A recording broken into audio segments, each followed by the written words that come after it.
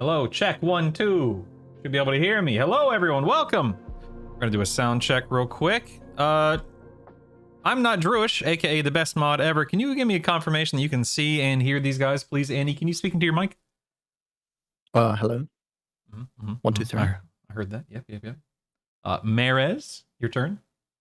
Testing. Hello. Loud and clear. I love it. Pika, your turn.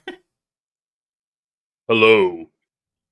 No, you sound manlier than you did a minute ago. What the heck, man? That's incredible. All right, we're gonna get rocking and rolling here. It is time.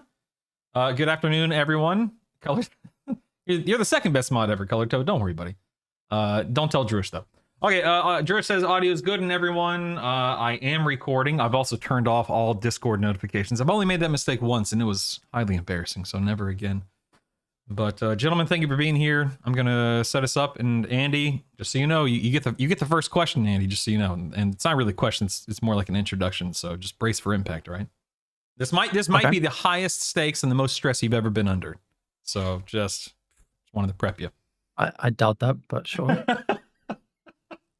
All right, ladies and gentlemen, welcome back for episode 8, I think. My goodness, I have with me here today literally 3 of the most insane tanks out there in Mythic rating and Mythic plussing. My name is Brutal. This is Brutally Honest, a WoW podcast, and obviously we are talking to some tanks today. But before I get into too much, I just wanted to say thank you guys for being here. You guys, just like every other guest that's been here, you're amazing for carving out some time and sharing a little bit of wisdom and a little bit of your story with everyone, your perspective. So, Andy, if you could just take a moment, introduce yourself, let us know who you are, where you can be found, what you're doing, and that's about it, man. Take it away. Sure. Hi, I'm Andy Brew. I used to be a Race World First tank. Currently, I'm playing in Advance, who is World 6th guild. But I mean, I think for like numerous seasons, I've like done kind of like high end plus pushing. I've been rank 1 radar a few times, and that's about it with me, I guess. So you kind of know what you're doing. Is that what I'm picking up from you? Yeah.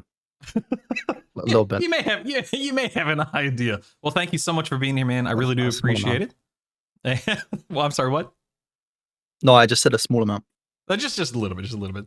And then, of course, real quick, as I always say, under everyone's name, you can find their Twitch name, not their URL, but where you can find them on Twitch. And of course, in the YouTube description, you'll find links to their Twitter, YouTube, Twitch, all that fun stuff. So make sure you guys follow these gentlemen and go give them subs and love and all that fun stuff. So, Marez, I hope I pronounced that correctly. Your turn, my friend. Who the heck are you? What are you doing here? What's going on? Yeah, that was perfect. Nailed it. Yeah, no, that was perfect. No, Maris, I mean, I'm a tanker man in the raiding department. I've played many tournaments as DPS, so I might be infiltrating the tanking ranks a little bit. But yeah, I mean, I'm currently tanking Race World First for Echo, and yeah, I've also tanked with Andy in the past. Yeah, that's basically it, I guess. Yeah, we're tanking some stuff, I guess, but mainly raids though. Not too much dungeons, to be honest. You don't do much Mythic Plus tanking? Nah, not so much, no. Well, you know who does? This guy down here in the corner, Mr. Pika TV. What's up, man? How you doing? Pika and I, we used to do Mythic Plus back in the day. I would say I taught him everything he knows, but that is most assuredly not true. Pika, what's up, man? Who are you? What's going on? Yeah, I'm a guy that you met at the back of a gas station because you needed a 4th person for this podcast. But yeah, I'm happy to be here. No, but all seriousness, I am a protection warrior / tank main for Mythic Plus. I do raiding as DPS, but also tanking on the side there. I don't know why I'm doing with these other 2 champions onto my, side and top above here. These guys are legends, but hopefully I'll be able to give some insight on more of, the Mythic Plus scene that is not attributed to the Race the World First style. But yeah, just an average guy. Hey, you're nothing average about you. Aren't you like 7'4", something like that? Well, compared to like Andy Brew, everyone's like 7'4". Okay, come on now. I'm literally 6'1", but sure. Okay, just because you're taller than me. All right, you're a legend in and of itself. Pika, don't sell yourself short. No pun intended. But thank you for being here. Appreciate all of you guys. Now, Marez and Andy, this next question, which is a group question, all right, it's for everyone. Pika did a little bit of homework. He sent me a clip that I'm going to share with you guys. But Andy, I'm going to start with you with this little icebreaker question. What is the most tank, quote unquote, tank moment of your career? Maybe it was a pull you saved. Maybe it's a pull you scuffed. A moment where you realized, only tanks kind of deal with this kind of stuff. Is there anything that comes to mind? Yeah, hang on. There is, so wait, maybe I can link it to you in Discord. Sure. Yeah, Maris, do you want to answer the probably question this. while he pulls it up? Oh, you already found it. Hold on, let me grab it. Let me grab it. Yeah, this is probably Just a my sec. most infamous Hold up. clip from. All right, hold on. Let me pull it up here. Stand by. Stand From by. BFA. Let me get it loaded on my end, everyone. Hold on. All right, what is this? Close that. Oh, it's asking me to allow ads. 1 second, everyone. 1 second. Here we go. All right, I'm pulling it up on screen. Let's see if this works, by the way. Oh, it worked. Excellent. Okay, here we go. Stand by. Let me unmute this. Only when it's double. Hey, this is from a clip from before you became an unk. Oh my god. He was Yeah, still baby young, man. face. He was still young. So here we are. Is this Siege of Morales? What is this? You snapped. Wait, No, this is- what happened? This is Total Gore. Oh, totally. It's double. What happened was I left my Transcendence in the previous boss room, and I forgot it was there. And then normally how I deal with this Deadeye mechanic was I'd always like Transcendence it because you don't want to move on this boss. This is the otherwise you get Crossfire stunned. boss, right? At the top of the dungeon? And I forgot to place it again. And yeah, So we you depleted teleported because of it. down. Yeah. How embarrassing There's a- was this for you on a scale of 1 to 10? It was pretty embarrassing, I would say.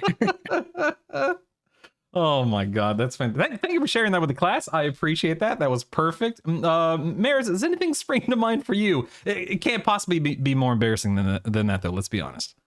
Oh, I don't sadly have any clip prepared, but there have been great clips of me walking off on Dimmy in progress. I don't have it prepared, but I did walk off on Dimmy.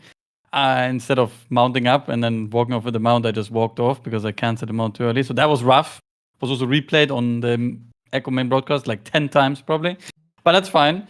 No, but That's amazing. regarding the question, I mean, I think tanking-wise, it's probably playing Blood Decay and just staying alive. Everyone else is dead and you just play the boss for yourself for the next 30 seconds or something. That is always a beautiful tank moment.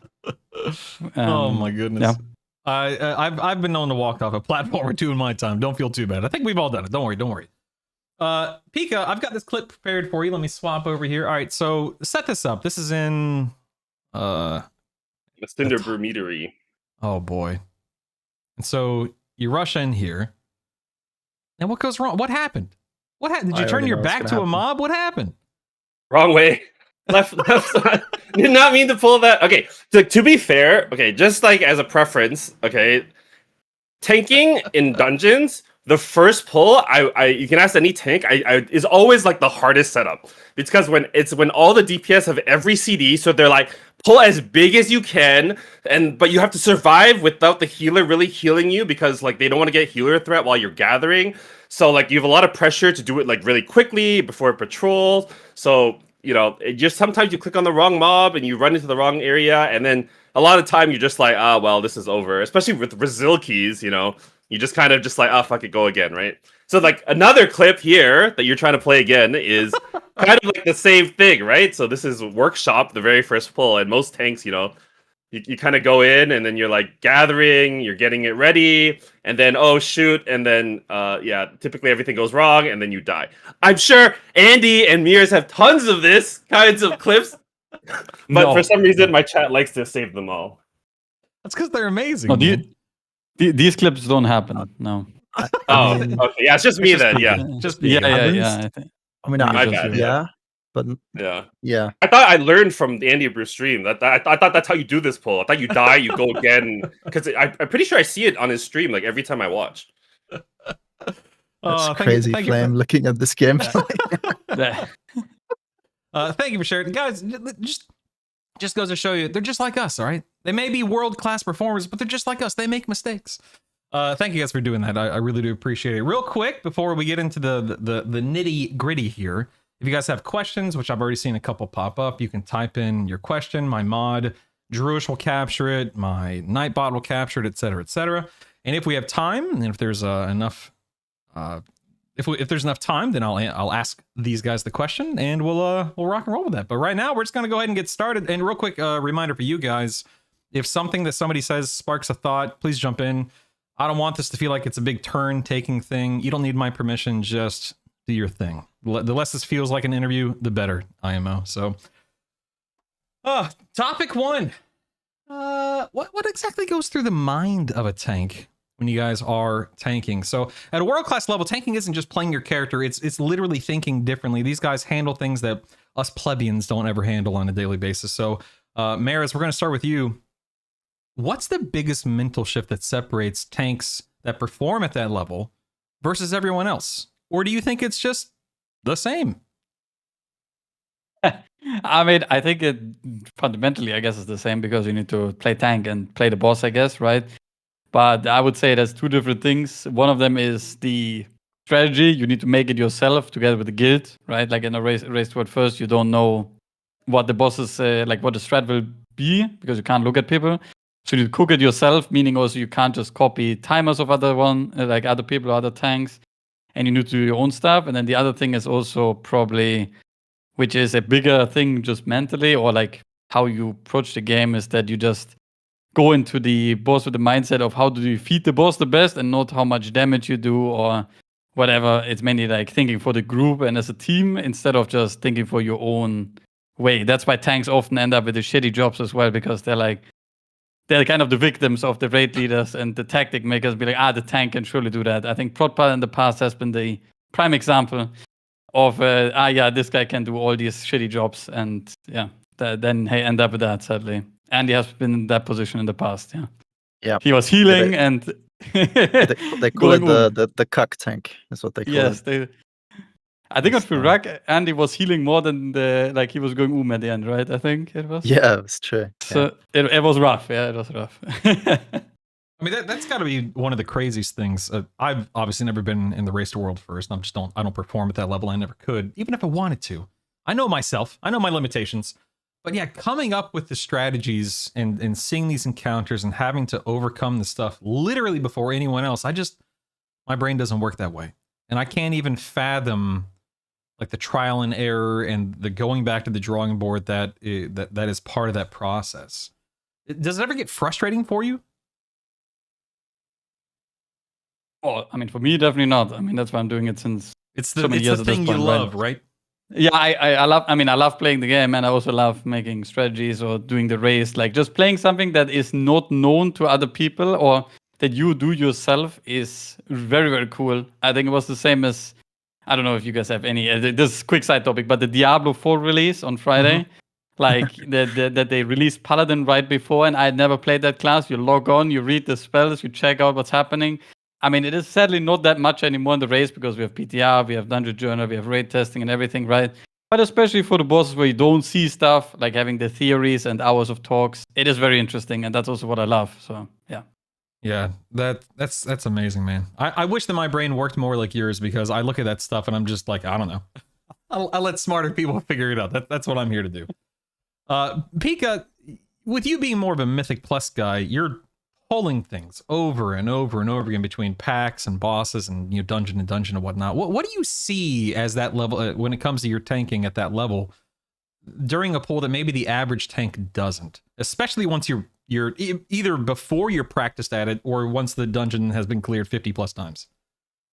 I think there's like a lot of different aspects that you'll see differently. I think especially is apparent when you're playing like an off meta tank, for instance, right? If you're watching like the pros and the MDI and they're all playing like VDH for that season, and you see, oh, it's a big silent sigil pull and they group with chains, things like that. And how do you deal with that if you don't have like a boomkin silence? It's all about the innovation, right? Like, how do you do or replicate what the top players are doing with the different tools that you have? So that's something that you kind of go in like, okay, if I don't have silence sigil, do I have AoE silence, right? Or maybe do I have to replace this with stuns or with a AoE rotation? Or maybe you need to find like a good LOS spot. These are like the key things that you need to do, not only as like a tank player, but as a team, in order to be innovative on the spot, to be a very good and successful tank player. On top of that, I think a lot of average tanks I see out there, especially when I'm like having my fun playing as DPS player, is a lot of tanks don't really look at DPS cooldowns, right? It's something that we kind of lose in Midnight because we can't see like DPS, like, oh, is Metamorphosis ready? You know, is like Incarnation ready? But knowing what kind of tools your DPS have at a certain time kind of dictates like how big you can pull or how big you should pull rather. Um, in order to make have success the most with your group. Andy, so to kind of tack onto that, Andy, how much of that he's describing comes from planning ahead? We talked about Omni City, and now we're no longer going to have Omni City, and so on and so forth, versus reading what's unfolding in real time. I mean, I know I can only assume both is obviously extremely important, but what do you take away from that? I mean, when you're doing like a high level dungeon, it's mostly about kind of like scripting certain pulls, kind of like what Tim is talking about. Except as you get better and better in that dungeon, and like as you practice more, you usually have it to the point where like every like stun or CC is like pretty much like scripted. Maybe there's like a few kind of like FFA random stuff that you can do. So I would say it's mostly not really planning ahead, more like you've already like planned it before, or you've gotten it's just like practice basically. As with like anything. I mean, that's basically what the MDI is in a nutshell. Mhm. Or like if you look at like Radar.io, all the top keys are all like that basically. Like nothing is like I would say in a way it's probably more impressive when you get kind of like these kind of like people that haven't played much together and they just kind of like YOLO a key together. Because that's like more planning ahead. You have someone who's like just calling on the fly type of thing. Um, and there isn't as much control going on there. It's more like reaction kind of like gameplay. And I think as a tank, it's harder to play like that because obviously you have to like plan in advance. I used X cooldown here. Normally, I need something for the next pack or this boss or whatever, and I don't have it. So then I need to kind of like react to that accordingly, type of thing. Do you like being the shot Um, caller in Mythic Plus, Andy? No, not really. It's a lot. It's really difficult, I think, to um, kind of like do like the cutting edge type of key level while also shot calling as a tank is really hard. Um, I mean, I have like tried it, but the problem is that you always get to this like kind of like point where you kind of like need a lot more reps to be able to call and do your own stuff versus if someone else was doing it for you, and you were just purely focused on your own gameplay. um you would basically solve like your part of I guess the equation of doing the dungeon faster. um but yeah, I mean, I think it's like a good skill to like kind of like at least be like aware, Mhm. because some people just like purely tunnel vision when they play. Like a lot of DPS I've played with, like they tunnel vision. They don't look at like stops or kicks at all, really. Like as they're playing, like they'll only like do what they're told when someone tells them to do something, which I think is really bad because I think especially when something might go wrong, like the cooler might like kind of like miss something for like a split second or whatever. And if you're kind of like more kind of like aware of what's going on, you're going to be able to like solve a potential kind of like failure point.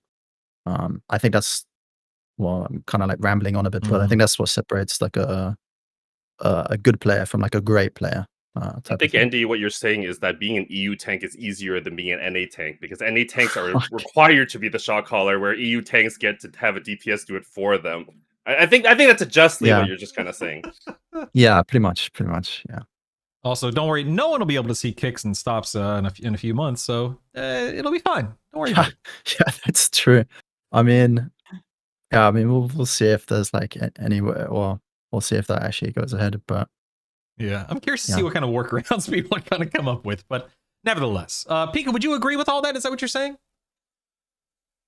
Like what I mean, like I think being a shot caller in that regard is very difficult as a tank, but having a tank shot caller is better than not having a shot caller at Yeah. all, yeah, right? that's true. So like even if it like the hardest thing about it is that obviously whoever does the shot calling, your performance will go down, right? It's like a raid leader in raid, right? Like I think that's the why the 21st man ever became a thing, right? With like all the top guilds. Maybe I'm wrong, Miras, but like being able to oversee everything and be out of the situation and tell everybody what to do and more play StarCraft as opposed to play WoW is like a lot easier when you don't have to be playing and doing it at the same time, right? Like yeah, but I mean personally I enjoy the shot calling portion, but sometimes it's just kind of too much and you need to step back in order to let someone else take the reins so you can really focus on your own gameplay in a difficult situation.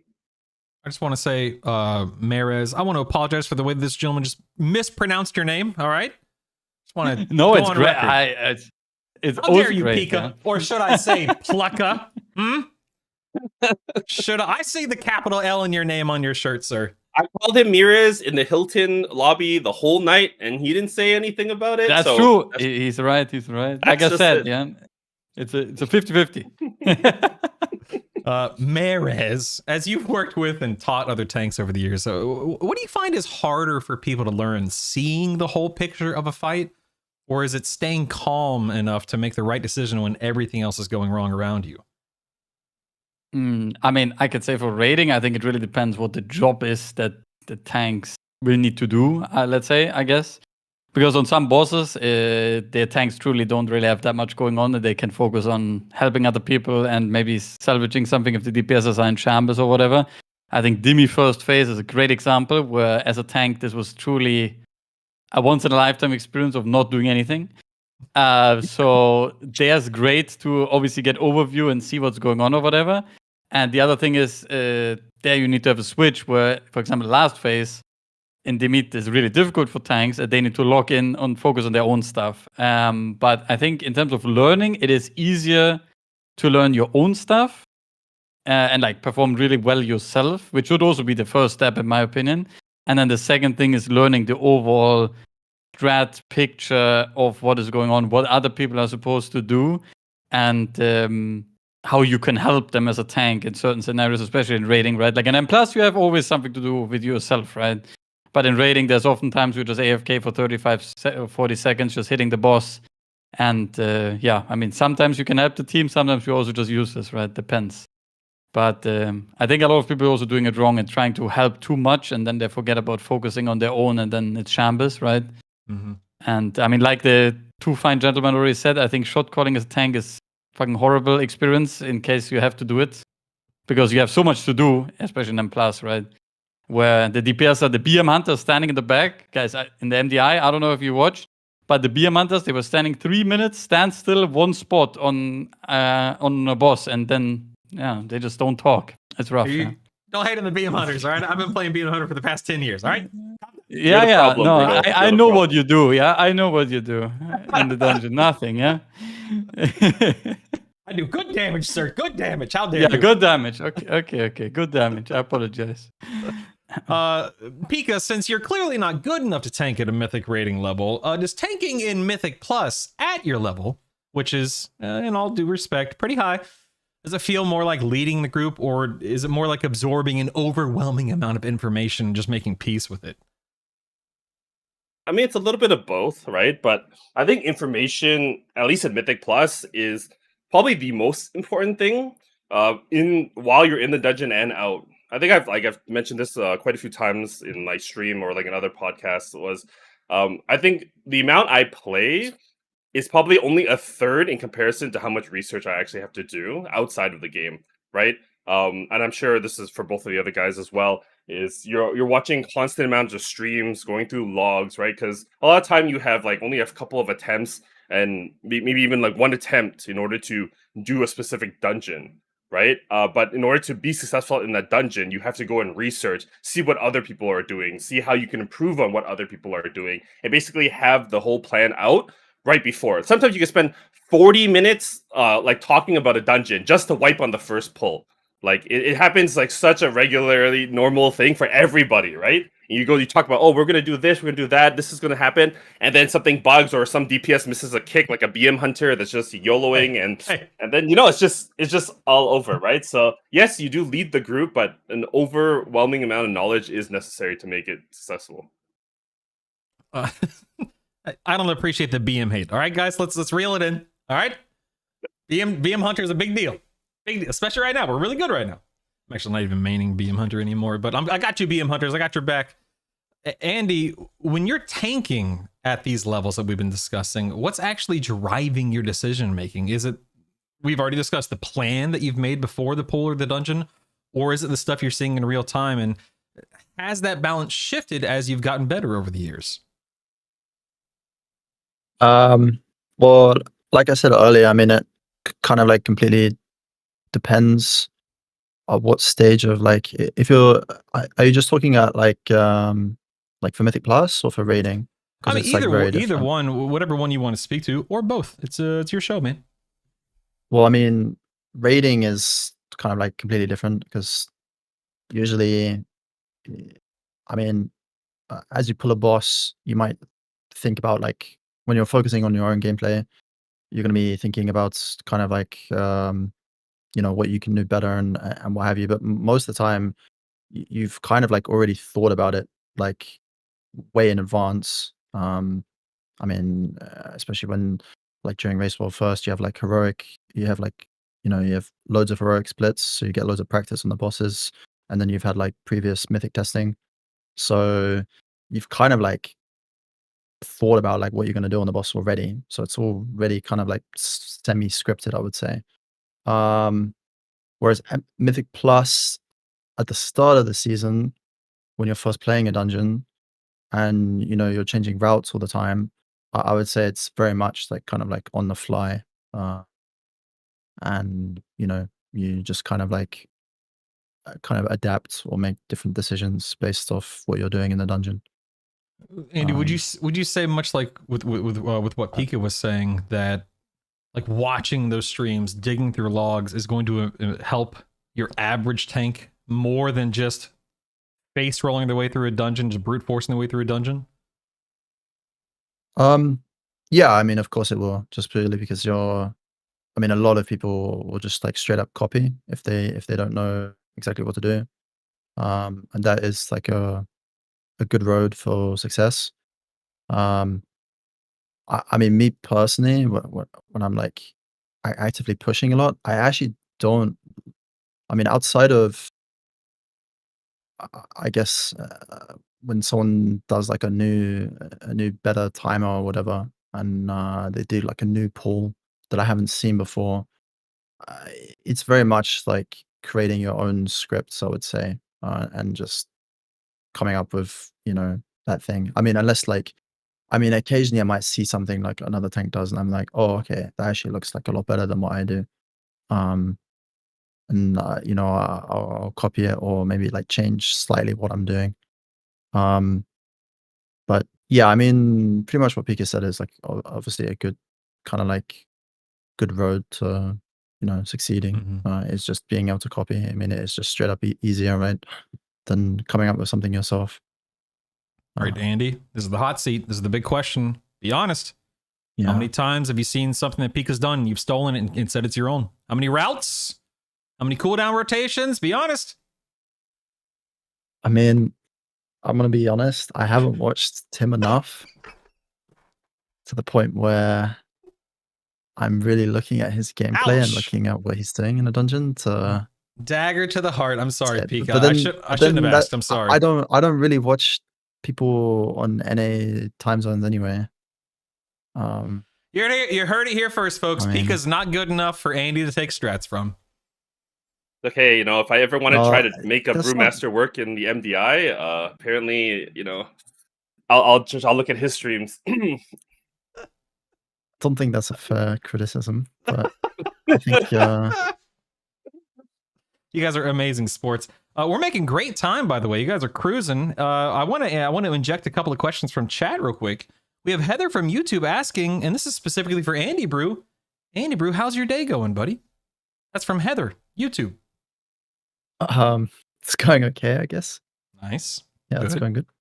Good. And then Heather also asked up a follow-up question. Since this is a little less than 2 weeks before Christmas, she wants to know, Andy, what's your favorite game and/or your favorite Christmas film, other than WoW, I guess. My favorite game. Other than WoW. I think my favorite game of all time has to be Fallout New Vegas.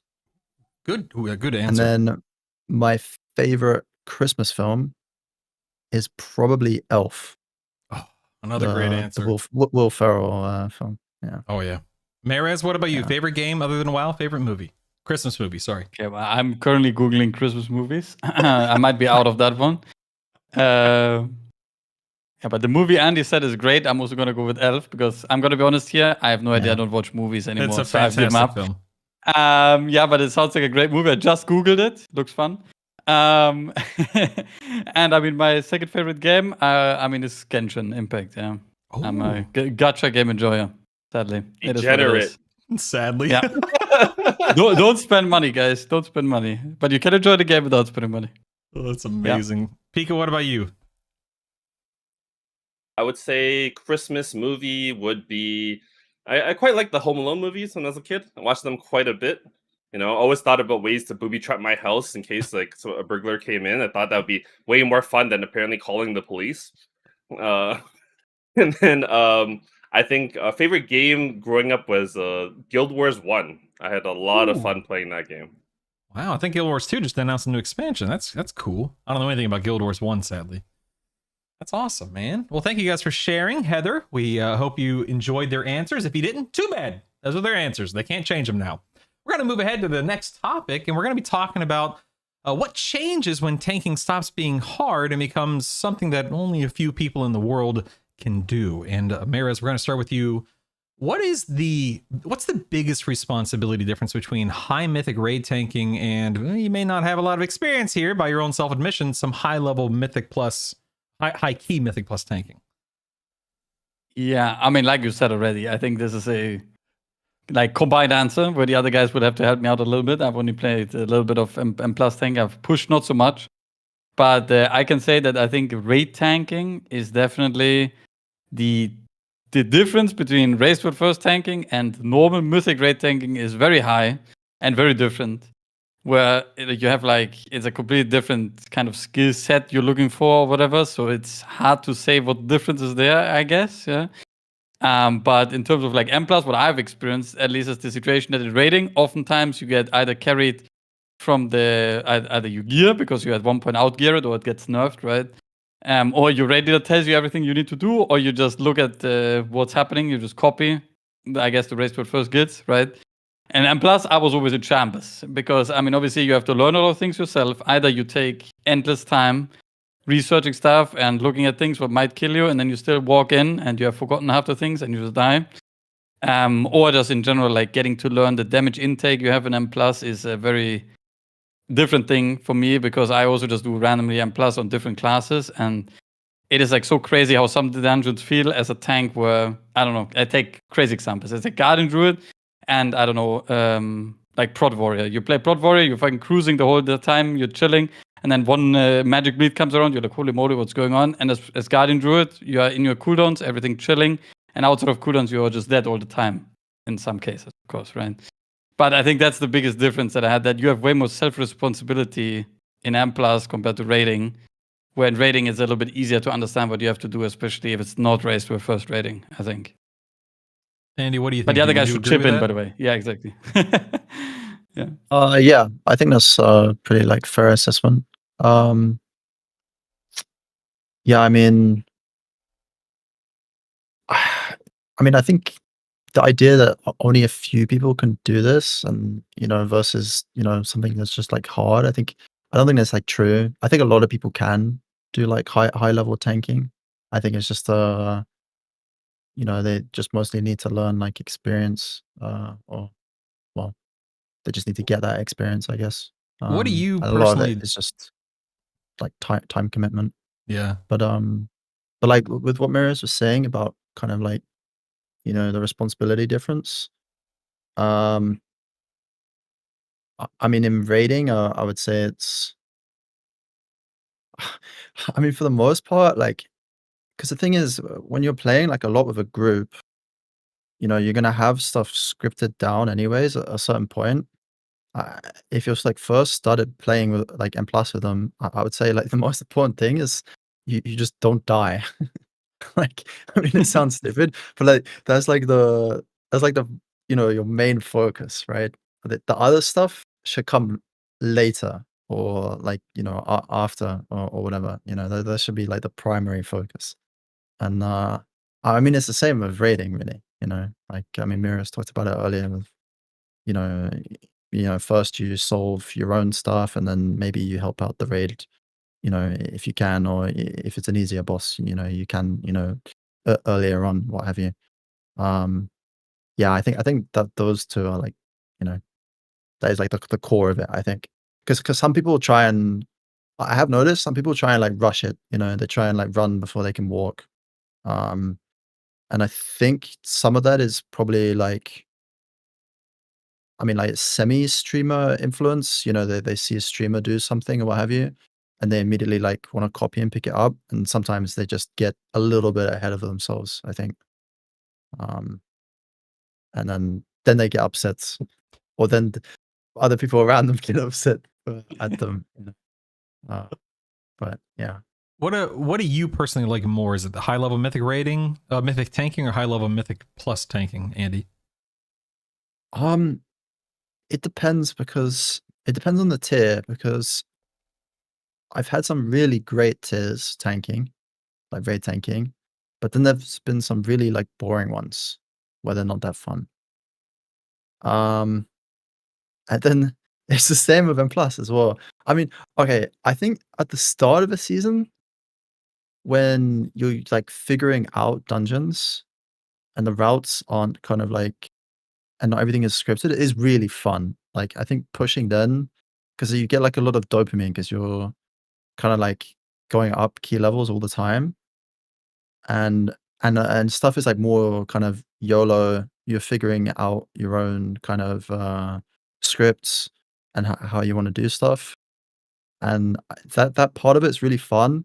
But then it gets really boring when it's just like, oh yeah, we want to do this key 20 times just to make our timer 10 seconds fast or 30 seconds fast or whatever, right? Because yeah, that's really tedious. Like I don't enjoy that part of it.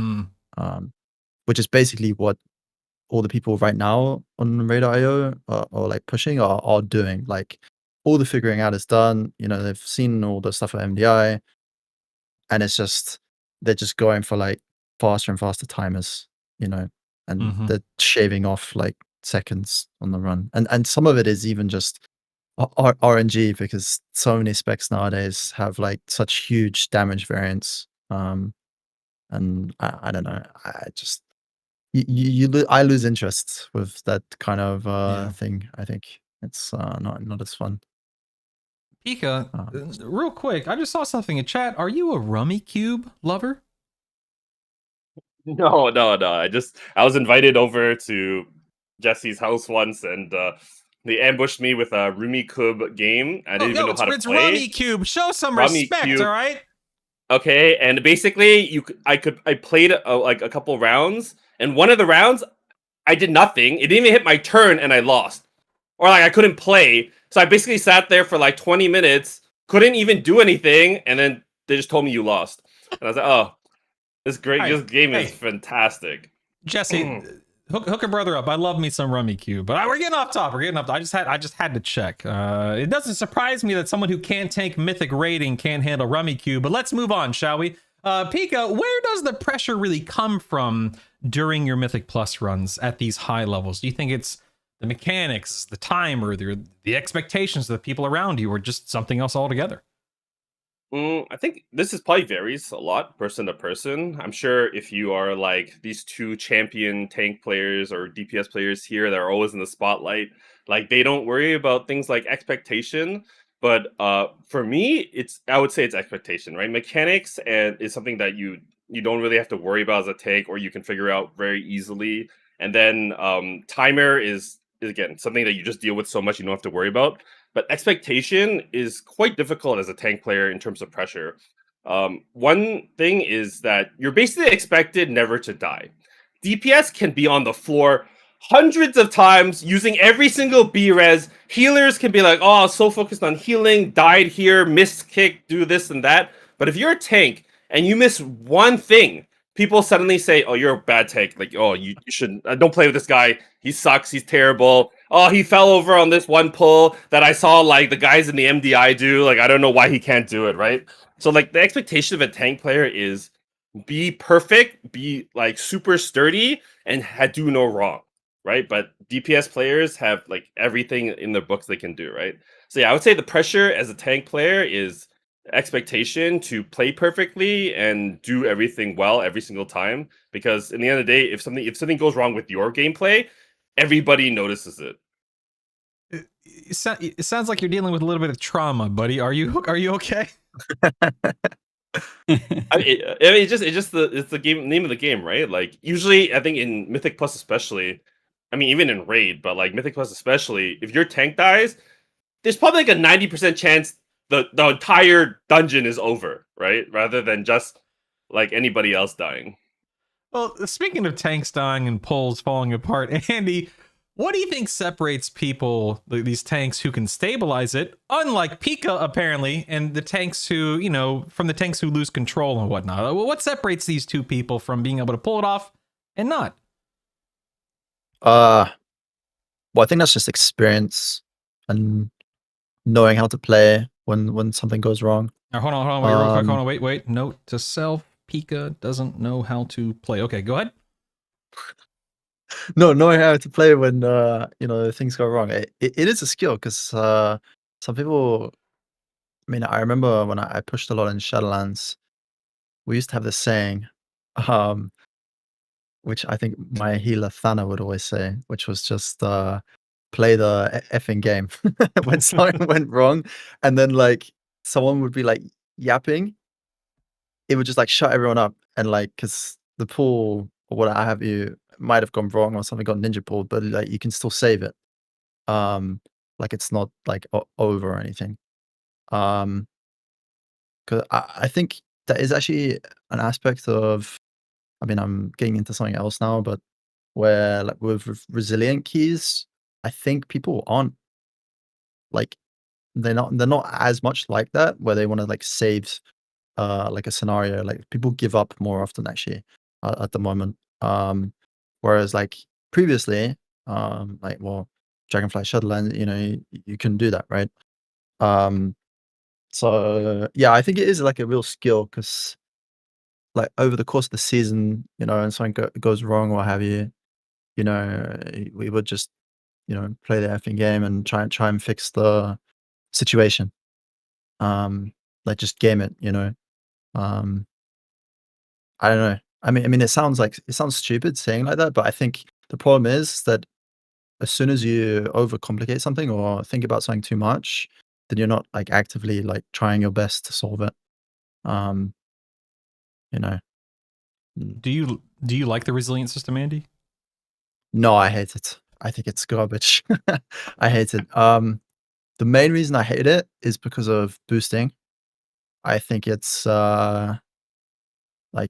boosting has always been kind of like a fairly predatory system, I think. And I think it's only just like exacerbated the problem, having resilience. I mean, you see it like constantly if you just open LFG or, like on certain discords, yada, yada, yada.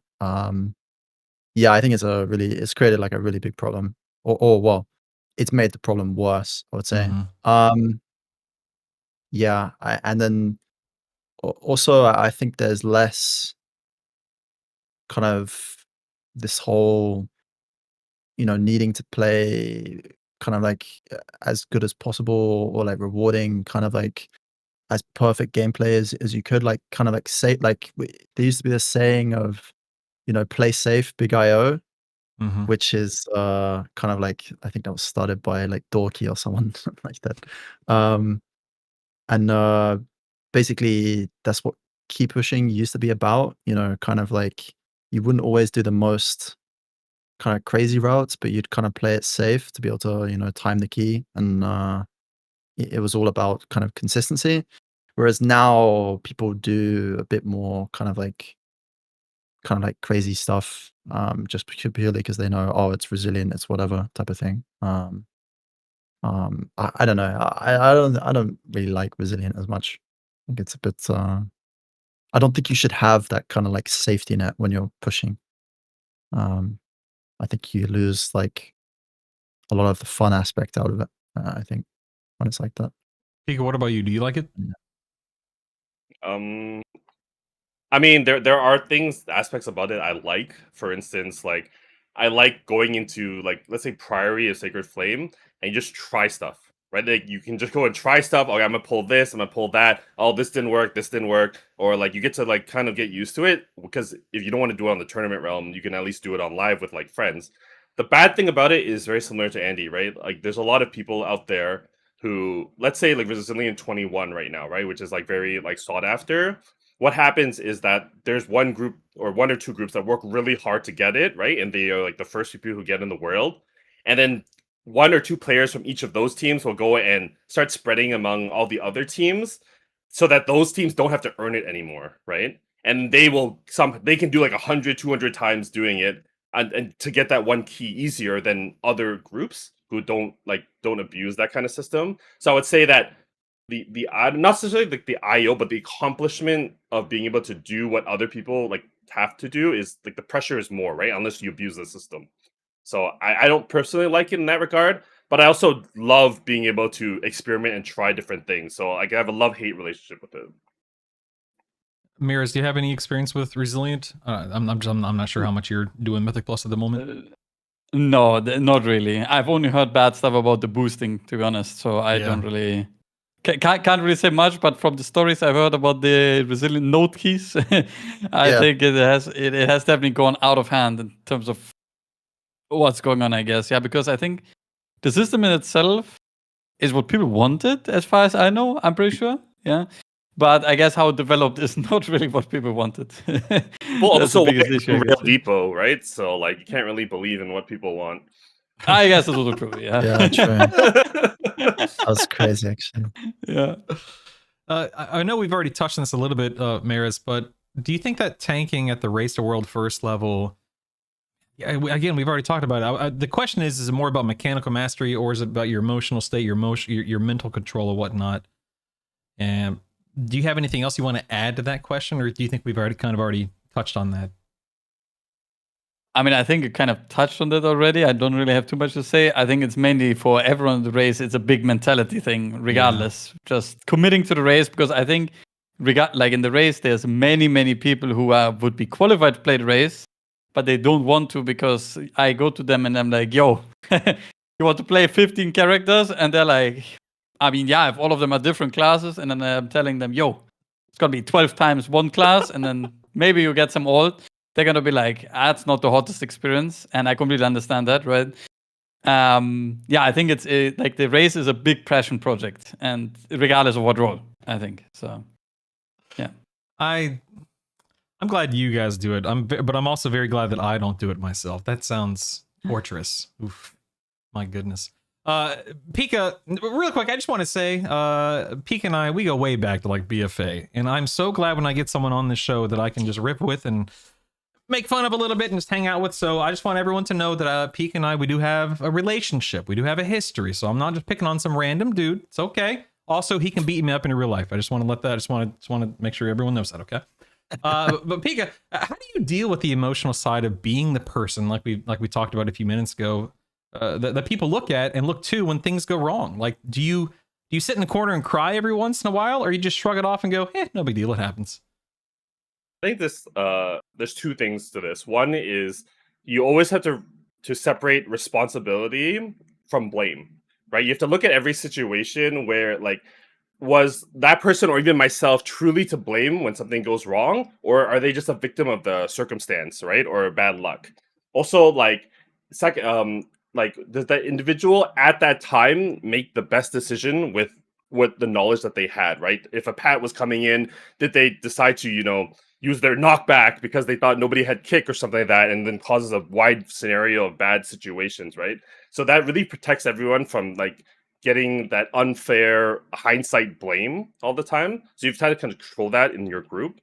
But secondly, I think you also have to remember that being looked up to is not the same as being alone. And what I mean by that is that people look up to you because they believe that you can handle that kind of situation, but you're able to like ask for input or suggestions from your group and let everyone kind of work together to find a better solution and not have to rely all on yourself to emotionally deal with that situation. And I think by asking for help and talking to your entire group all the time, it doesn't weaken your position as a leader, but rather humanizes it a little bit. I'm not saying this just to be. I'm being sincere when I said that. Those are wise words. That's good stuff, man. I think a lot of people, and we'll talk about this in a few minutes later on in the show, but a lot of people are worried and nervous and scared about taking on the mantle of tank and that the responsibility that comes with it. But yeah, I think that would resonate with a lot of people. That's good stuff. Andy, do you ever feel the weight of knowing the group's success hinges on what you're doing and maybe what you're reading over the next few seconds as combat unfolds? I think like before a dungeon or before a pull in like a raiding boss, but I think if you're ever thinking about that while you're like in that scenario, I think you're just gonna fail because you shouldn't really ever be thinking about that sort of thing while you're playing. Kind of just needs to unfold naturally. Is that what you mean? Like Yeah, you've already figured I it mean- out, so just let things flow.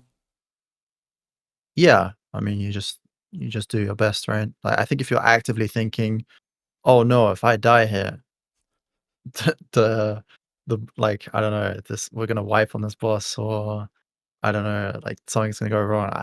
I think you're just setting yourself up for failure if that's in Mhm. your head at all. I think that's something you can maybe think about like before, the pull or whatever, like, oh, I can't die at this point, I need to fix, me dying here, or I need to fix this. But I think if you're actively thinking about it like during the pull, I think that's just like really bad, I think. So just roll with the punches. In your case, literally as a monk, correct? As a monk. Well, I haven't actually played monk properly What? in a long time. Oh, come I mean, on, well- man. That was a perfect segue / joke. How dare you? I mean, the All last time I right. played monk properly was Shadowlands Season 1. That's when I played it for Castle Nathria when I was in pieces. That's a good raid. Although maybe That's this That's a tier. good raid. Maybe this tier, actually. I might play monk, actually. Speaking of 'cause Yeah, it like is- midnight, you mean? Yeah, midnight. Yeah. maybe Oh, this tier. midnight. Okay. Yeah. Guys, it's like these guys read the script and knew what was ahead of them, because we're segueing into midnight, into the next tier, into the next raid. Look at these guys. They're professionals both in game and out. Incredible. Well, we are going to be talking about midnight here and what the future looks like for tanks, and yeah, a lot's going on. And Maris, I want to start with you. I know it's still a couple months out, but which tanks are looking like early winners in midnight? We have a lot of changes that have been coming out over the past couple of months through alpha and then beta. And which tanks might be looking like they're struggling a little bit right now? I mean, I think actually the changes to tanks are, I mean, in my opinion, from what I've played and done or whatever, are actually quite minimal in terms of what happens. Like, obviously, there's changes. You lose some defensive, maybe some things are changed or whatever. But tanks are still a lot of buttons. You still have many things to do, to be honest. Some things got removed. I think that's very great. Like Brewmaster getting rid of, I mean, to be honest, they got rid of the wrong button, in my opinion. But Rising Sun Kick was a good button to get rid of, at least reducing some of the buttons. And in general, they made the classes a little bit nicer to play, which is great. In terms of what tanks are good, I mean, who knows, right? I think Guardian Druid was bugged for 2 weeks. I think now it's playable again, I'm pretty sure. I haven't played it since then. And Prop Pala is still in Champus, as far as I know. So it is. we have to wait on an update on that guy, because he's in the trenches since like 4 weeks, I think. I'm just reading a list of bug reports and everything is in, I don't know, whatever about Prop Pala. But I think the idea that is interesting to me is that Blizzard wrote in their blue post that they want to have Blood DK also be pretty good in M+, which I think is a very scary thing if they want to try to do that, because to be honest, in my opinion, if they make Blood Decay good in high keys, Blood Decay will probably be best everywhere, most likely, because if they're gonna be able to live the highest keys, and I mean how Blood Decay is designed, they will be probably doing insane damage as well, and they will be the best in raiding as well because they are gonna be able to live high keys as well, and they're already good in raiding. So I don't know, but I'm not confident in that message personally. But I think so far, I mean, I think Blood Decay looks good. Vengeance Demon Hunter looks very OP right now. Brewmaster also, I think, is good what they're doing with the class. They have at least the right idea, in my opinion. And wait, I forgot a tank. Warrior. I mean, I don't know what the fuck they're cooking with Warrior, but somehow they got all the utility in the universe. So yeah. I can see Pika smiling from here, grinning from ear to ear, knowing that Prot Warrior's solid, baby, rock solid. Pika, how are you feeling about Prot Warrior? And on top of that, do you think the community is underestimating any of these class changes right now, or do you think everyone's pretty much aware of what's going to be coming down the pipeline? I feel like, I mean, everything's up in the air, right? Beta is still early, so you never know what's gonna happen by the time midnight rolls around. But something that people, I guess, not so much underestimate, but they haven't really realized yet is the simplicity of some classes goes a long way, especially in the lower scene. I think in the last previous seasons, especially coming into like Dragonflight, when Rising Sun Kick, for instance, came into play, Brewmaster got very complicated. So there was a really big difference between the top end Brewmasters and then like the average Joe, right? Because you would see the top end Brewmasters on the leaderboard, there's like 2, like 3, like yeah, and then but there's the big reason why, right? Because you'll see Brewmasters at the lower level, they'll just flop. They don't know how to live, they don't know how to do the same things that like the Monksies of the world are doing, right? Because the class is inertly so complicated. They have so much button bloat. They have so many different defensives. It's not really intuitive at all. So there was a huge gap. But by making Brewmaster a lot simpler, a lot less buttons, especially defensive buttons, so they all roll into one, and the class will be balanced around only needing that one big defensive, for instance, making Blackout Cake a lot simpler, making Purification Brew a lot simpler to understand. There'll be a lot more Brewmasters being able to push because the barrier to entry just won't be there, right? So I think you'll see a lot more up and coming Brewmasters as long as everything is tuned well, up and coming in Midnight. Are you happy with the Prot Warrior changes, Pika? I mean, I guess it's not changing that much. Correct me if I'm wrong. Yeah, it's not changing that much, to be honest. You are losing certain nice things here and there, like how anger management works. But like generally, I feel like tanking kind of feels the same. Would you say it's a good thing or a bad thing? I mean, all tanks are abused anyway, so it doesn't really matter. Andy, based on what you've seen in the beta so far, what kind of tank do you think Midnight is going to is going to be pushing people toward? With the first, we know the 8 dungeons coming in season 1. We know the raids and the raid bosses. Is there a tank that you think, or a style of tanking that's going to help people get through these mechanics and dungeons and raids more easily? Do you mean class, or you mean like how a player plays? Yeah, I mean, like, some tanks absorb, mitigation or physical damage better, magical damage better. I mean, it's going to be a mixture of everything, but just any kind of insight that you have on this stuff. Well, based off testing, most recent raid, I would say that Blood Decay seems very strong, like defensively on a lot of the fights. I mean, and there's like a few fights where like grip is like pretty nice to have. So I don't know. I could see them being like potentially, as long as they don't get nerfed too hard, being like probably like one of the best tanks to play for progress this raid. I mean, the other tank I played a bit on testing was Brewmaster, which felt very solid after the most recent patch. So yeah, I think, I don't know. I mean, I haven't played that many tanks in raiding really, or like. So yeah, I don't know. I wasn't a big fan of like Warrior too much. I think defensively they're fine and they've got like a lot of utility now. But they're, I don't know, it felt like a bit bad to play, but maybe that's just because it's like early season. And when I played Warrior and Plus, the damage was like I was barely beating the healer actually. In a Oh Mythic Plus game I yeah. did. It was really bad. But I think that's supposedly better now. I think so, yeah. But I haven't played this in as So, well. yeah. But I mean, just to cover like all the tanks that I played. So I think Prop Paladin seems it does take very good damage, but it's legit. It's very paper.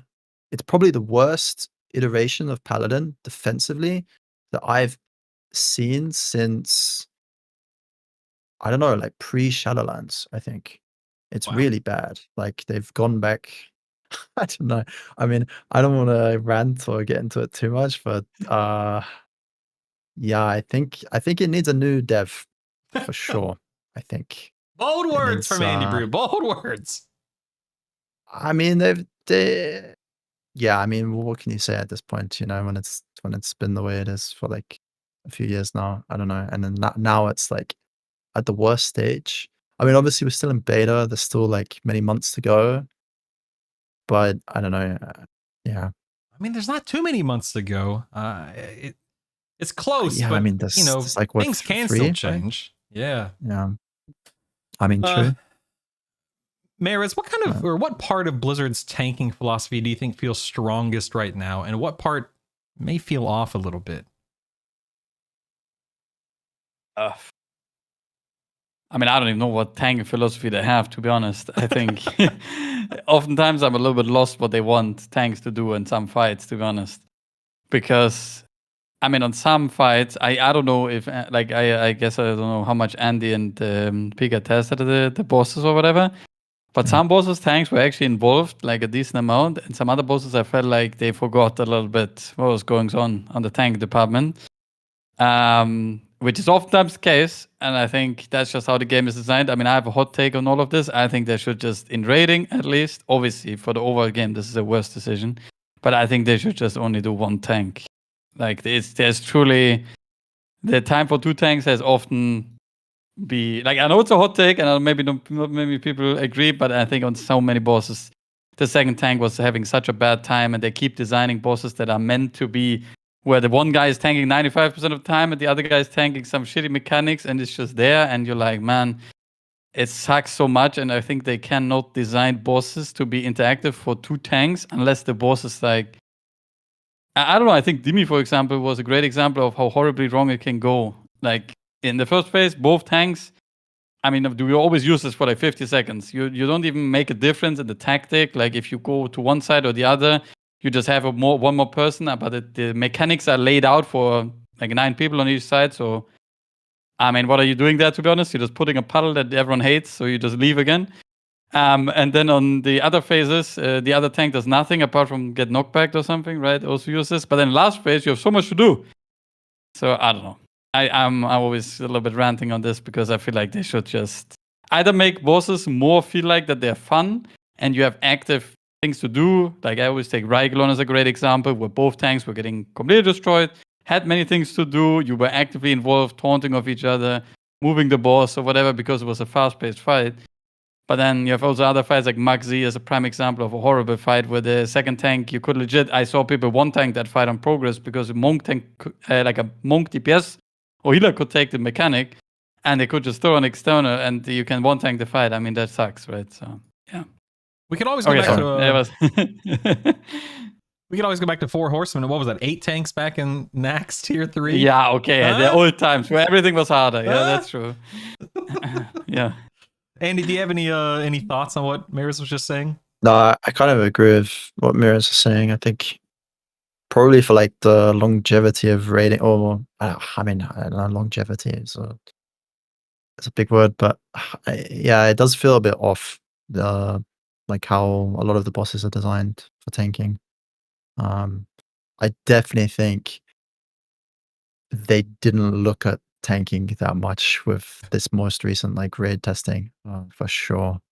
Or it definitely felt like that to me when I was testing. Like on numerous bosses, it felt very odd. So I don't know. I mean, I'm not sure what's going on there, but yeah, I think maybe what Mira said, that there is a solution, right? Just make bosses like only one tankable, or only have one tank. I think that could work. But yeah. Pika, your guild nascent, is that correct? Yeah. All right, number 1, awesome guild. Number 2, if nascent lost both their tanks tonight, would you step up to the plate next week and take care of business? Or are you a hard, no tanking at raid kind of a guy? I actually asked my guild, or like I do a lot of tanking during farm, because I find like halfway through the raid I get way too bored even DPSing, that I like to mix things up. And then I do tanking for a bit and I realize, oh my god, this is like so much worse. Because like there's tanking on progression, which is like really interesting, right? Because I did tank for Nascent for a few tiers, like when I did like back in BFA, like Unot, where it was like I felt like it was the craziest tank damage that we ever had to deal with. We both had to play Monk. You had Transcendence over the beams. You had to tank the ads that were putting you in heavy stagger like all the time. But then when you're taking farm, like there's some tiers where I was taking in other guilds where I was just memeing with my other tank, and we were just laughing at and making bets on which DPS was gonna die first, and we did like little gold side bets here and there, because tanking on farm is just like you don't need to do anything. It's just like brain dead. Like you're just sitting there and just getting your taunting every 5 seconds wherever the weak aura blows its air horn at you. Well, hope you have a real life air horn lined up for next tier, buddy, because that weak aura, it's not going to be there anymore, right? It's gone. It's gone. True. Speaking of gone, tank damage, Pika. How do you feel like tank damage is going into midnight? We already touched on it a moment ago. I mean, if you mean like the tanks, like what they're doing in terms of damage that they are doing and outputting, I think they're a little bit of everywhere, right? Because at the start of the beta, you had Blood DKs doing absurd damage. They looked like they were doing the damage they were doing in like Season 3, Season 4 of Shadowlands.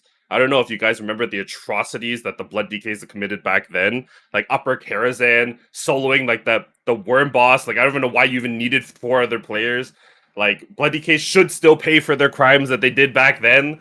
Like similar to like BFA Prot Warrior, like we were paying for our crimes for like 3 tiers or 3 expansions rather. Blood DK still need to be paying for their crimes that they did back then. But like I mean, after they were nerfed, VDH now is kind of like the king of doing huge amounts of damage. So I'm not sure where Blizzard kind of stands on how much damage they really want tanks to be outputting and like making DPS feel bad. But overall, like I don't think anything is different. There's always been winners and losers in terms of damage and survivability in every tier of WoW. So does it support the world? Does it distract from it? I'm not really sure, right? All I know is that tank players like to do big damage and they like to make DPS feel bad when they're not doing enough or competing with it. So as long as there's that kind of scenario in the world, then I guess it's okay. We had talked about that. I appreciate that, by the way. That's a good response. Andy, we talked a moment ago about losing weak ores. Do you think that this new UI direction that Blizzard is going in, do you think it's going to help your awareness, or are you already thinking about what information you're going to be missing out on in midnight? Yeah, I mean, I'm definitely kind of like worried about. I mean, it's hard to say I'm worried about it because it's just something that's going to happen for everyone. But I mean, I think limiting weak auras was something that they had to do for a long time, and I think it's a good thing that that's happening. Although their way of limiting is just, getting a sledgehammer and going boom to everything, which I think is a very extreme approach, but it's obviously the approach that they've taken. I do kind of like worry about. I mean, to be honest with you, my main worries is as long as I have, good nameplates, I can have colored nameplates for Mythic Plus, which is like really, really nice. And also is nice in raiding as well on some bosses. As long as, I can see other people's cooldowns, defensives and offensives, as long as I can see interrupts, and as long as I can I can track any buff that I want or I want to. Yeah. And I can track debuffs in a nice way. I mean, the way I currently track debuffs on beta is like fine. I guess it's playable, but it's not. I guess it's not ideal. But for the most part, as long as those like core things I mentioned are like there, then I think it's gonna be fine. Are those core? I'm sorry to interrupt you. Are those core things there right now on beta? You would listed like 4 or 5 things. So there is colored nameplates, but I would say the nameplate's still like, even though I've played around with Platinator a bit, it still isn't as good as Plato was and doesn't feel right. I don't know. I mean, maybe by towards the end of beta, there's going to be like a better option or version of that, or at least I hope so. I think Plater's coming. Plater announced they're coming back, right? I mean, neutered, but they're making their version. Yeah, they are, but the various versions of Plater that I've tried on beta has all had like ridiculous amount of bugs that has been like kind of unplayable. But I don't know. Maybe it's different as of right now. Yeah, I mean, it's more, I guess, tracking CDs for M+ is going to be pretty much nightmare. Or tracking certain buffs that you'd want. Like for example, like tier set related stuff. For example, like there's nothing like, you can't have anything like that right now. Or I don't know, like I think trinket procs and stuff like that. I don't think that exists. I mean, all these things are like. I think you can wrong. track the trinket itself, but I don't think you Gotcha. can. I don't think you can track like the buff from it. At least I don't think so. Yeah, Yet. no. Yeah, you can't track the buff right now, I think. Yeah. So I mean, yeah, I mean, I don't know. I mean, there's good and bad stuff of the whole UI thing. I mean, I think for raiding, it's like going to be interesting, purely because of the fact that so many fights are going to you're going to have to just play the game, not going to have things help you as much, or I mean, some fights you had things just telling you what to do. That's not going to exist anymore. So I think there's going to be a lot more kind of like proactive kind of gameplay, playing game as you go. But yeah, I don't know. There's still just a lot of stuff that's missing, which kind of worries me. So yeah, I don't know. We'll have to see, I guess. I think we're all a little worried, buddy. You're not alone on that. Believe me. Yeah, I mean, I don't know. I mean, it's like playable on beta. I mean, I've played like quite a bit of beta, and I mean, you get used to it. It's definitely, you can play with it, but do you enjoy it as much as you did before? Like, absolutely not. And there's like a lot of stuff that you took for granted, mostly nameplate related. I mean, I don't know if Mirrors had this trouble, but when I was testing the Paladin boss, it felt so bad not having like proper nameplates for a boss like that. To the point where I had to be like so focused just on these like crappy Blizzard nameplates. And I don't know, it was just, it felt really weird to me because it's just like, okay, if I had proper Plater, how it was before, or how I have it on retail, this is like kind of like almost a non-issue. So yeah, I mean, stuff like that. Yeah, it definitely. It's like a weird thing because it's like it's adding difficulty that isn't really difficulty. It's like you're just losing like ease of access or ease of I don't know what the word for it is, but but yeah, No. I guess that's kind of my issue with the whole UI shenanigans. I think a lot of people would agree with you. Mares, from your perspective as someone who's in the Race to World First, what concerns do you personally have, or what concerns have you guys discussed as a guild? I mean, many things have been discussed. Not many things can be shared, to be honest. So I can't say too much. But I can say I did have the same issues and in the Paladin boss, and I was trying to play no UI or no add-ons or whatever on the testing.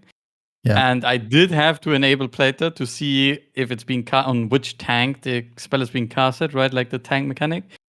But I mean, yeah. To be honest, I can't share much more with the add-ons, but I think overall it will be a lot more annoying for many people. That's, I think, the overall situation that will happen. And I also think for tanking in general, it will become even more annoying and hard to play in dungeons, just because you will be basically only relying on nameplates, I think. Like I played a lot of M+, let's say, and on beta, and it's basically just nameplates. Like you don't play with anything else anymore, to be honest, because you don't have anything else, right?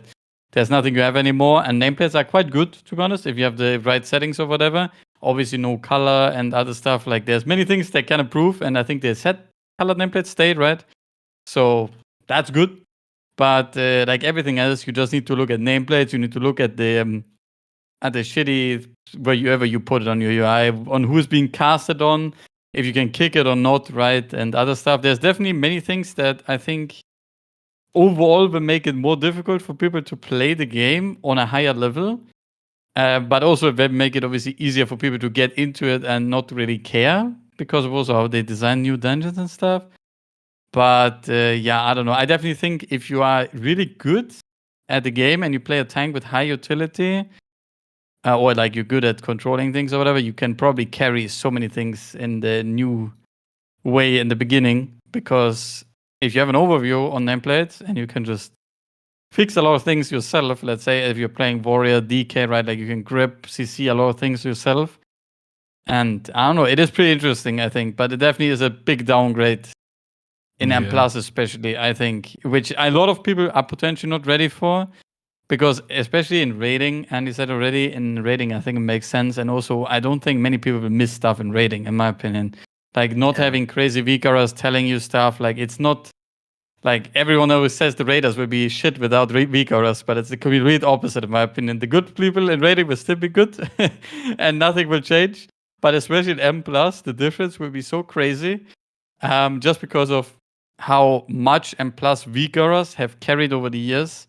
In every department for any role, to be honest, like having sound alert for kicking, having a nice interrupt bar, seeing everyone else's cooldowns, seeing like the whole overview that you will have currently, and like you go into a pull and you just hear, like I've seen Vigor packs, yeah, dodge, frontal, dodge, move, kick. I'm like, holy moly, yeah. And obviously all of that will fall away, where in raiding it's fairly straightforward what's going on, right? So I don't know. I think M+ will take a big hit, probably with the add-ons going away, or Vigor specifically, right? Yeah. That's something I've consistently heard from numerous guests, many of them, is that with the removal of weak auras and other combat add-ons, the people who are at the highest level, they're going to be fine. But a lot of people that are at that low to mid level that have just gotten so used to and so dependent upon these things, they don't know how to shore those weaknesses and how to read the situation without that tool. So I suppose we'll have to wait and see how things are going to get how things will shake. Wow, I can't talk. You know what? Never mind. Let's just move on to the next topic, shall we? Instead of me fumbling over my words, I want to talk about what a lot of people get wrong about tanking. And Maris, I want to start with you. Why do you think tanking is so psychologically intimidating for people, even before mechanics come into play? I mean, probably because you get blamed for everything. Like, I guess, I don't know. I mean, I would assume, like, when you saw the clip earlier from PK, he flies in Cinder, bro. He's like, "There's my time to shine." He goes in, insta dead. What is the first response of the group? Shit, tank. Yeah, that's it. Like, nah, but I think question mark? Tank question mark, exactly. And then the tank needs to reply with healer question mark. Yeah, that's the best. One heal. No, but I think a big issue of tanking is, I mean, there's, I think, two things. Like, one thing is for the mentality or the mental like hit you take, because like we discussed earlier, DPSs can die, it's okay, the key will probably go on, but if you die, the key is bricked 95% of the time, right? Like, it's not like you can just res it up and kite it out, it's fine, right? Like, especially also on many tanks, you get rest, you taunt insta dead, yeah? So you need a few seconds, you need to sacrifice some DPSs before you can start tanking again, and then the key is downhill already, right? So it's a bit shambles in that department, of course, but I also think the But the other thing for tank or whatever is also that I feel like sometimes the focus of tanks that I speak to or I've coached in the past or whatever is that it's just wrong. And they're like, oh, I need to do damage in M+, or like I need to do damage in raiding. And I'm gonna be honest, I think it does not matter until you reach like the very end game of WoW that you do 10% more damage as long as you stay alive. Yeah. And that's probably a big issue that many people have because doing damage is fun. I get that. But it's probably not the right decision for many, many cases in the game. And obviously, that's a little bit the sad part and also why people probably don't enjoy tanking, right? Because, I mean, it's cool to be topping the meter and doing damage. I mean, I think everyone knows that. Yeah. Pika, would you agree with that? And then on top of that, what do you think, if that's not the number one issue, you know, focusing on damage instead of staying alive and whatnot, what is the number one mistake you see new tanks making nowadays? I think number one, I mean, that is definitely a big thing. People who are all about how much damage I can do and don't focus on survivability is probably one of the number one core issues there is out there. But another one I see a lot of new tanks or even tanks who are going into a season, they get caught up in the meta, right? They end up playing like, oh, I saw Andy Brew playing VDH on stream. That I'm gonna play VDH even though I've never played it before. And like suddenly I think I'm gonna become like number one rank 1 IO because I'm now playing the meta tank, right? As opposed to playing something that maybe you're way more comfortable with, maybe even playing with years, maybe something that you understand or resonate with a lot more, right? Like playing a tank at the 90th percentile, like if even though it's off meta, is going to be way more effective for your group or your like even just your fun in general than playing something that you've never played before and then you're staring at the buttons and like just trying to make sure that you understand how like demon spikes works, right? And in that regard, so like unless you're playing like the rank 1 keys in the world, like most of the time you're gonna see 1 or 2 of each tank on the top leaderboard, making it work in some capacity, right? So like don't focus so much on what the number 1 players in the world are doing, especially if you're not and playing near that level. Just focus on what you enjoy the most because innately you will play better if you are enjoying that kind of gameplay. You know, Pika, real quick, it's a little side tangent.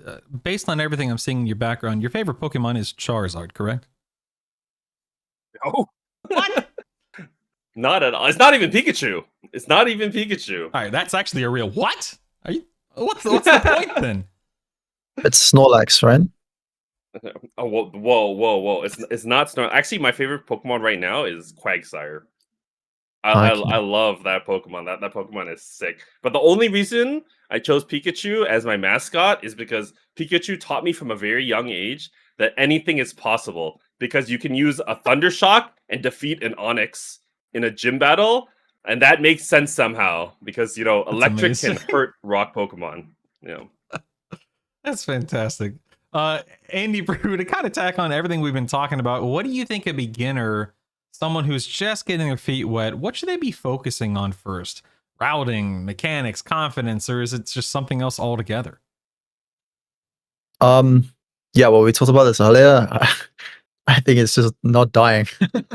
I mean, it's gonna be just focusing on their own survivability. Sorry, I think it's like the number one thing. And do you think that just comes with practice? Yeah, I think. Well, the other things come with practice, really. So I think, you know, let's say like they're first starting on like a key or whatever.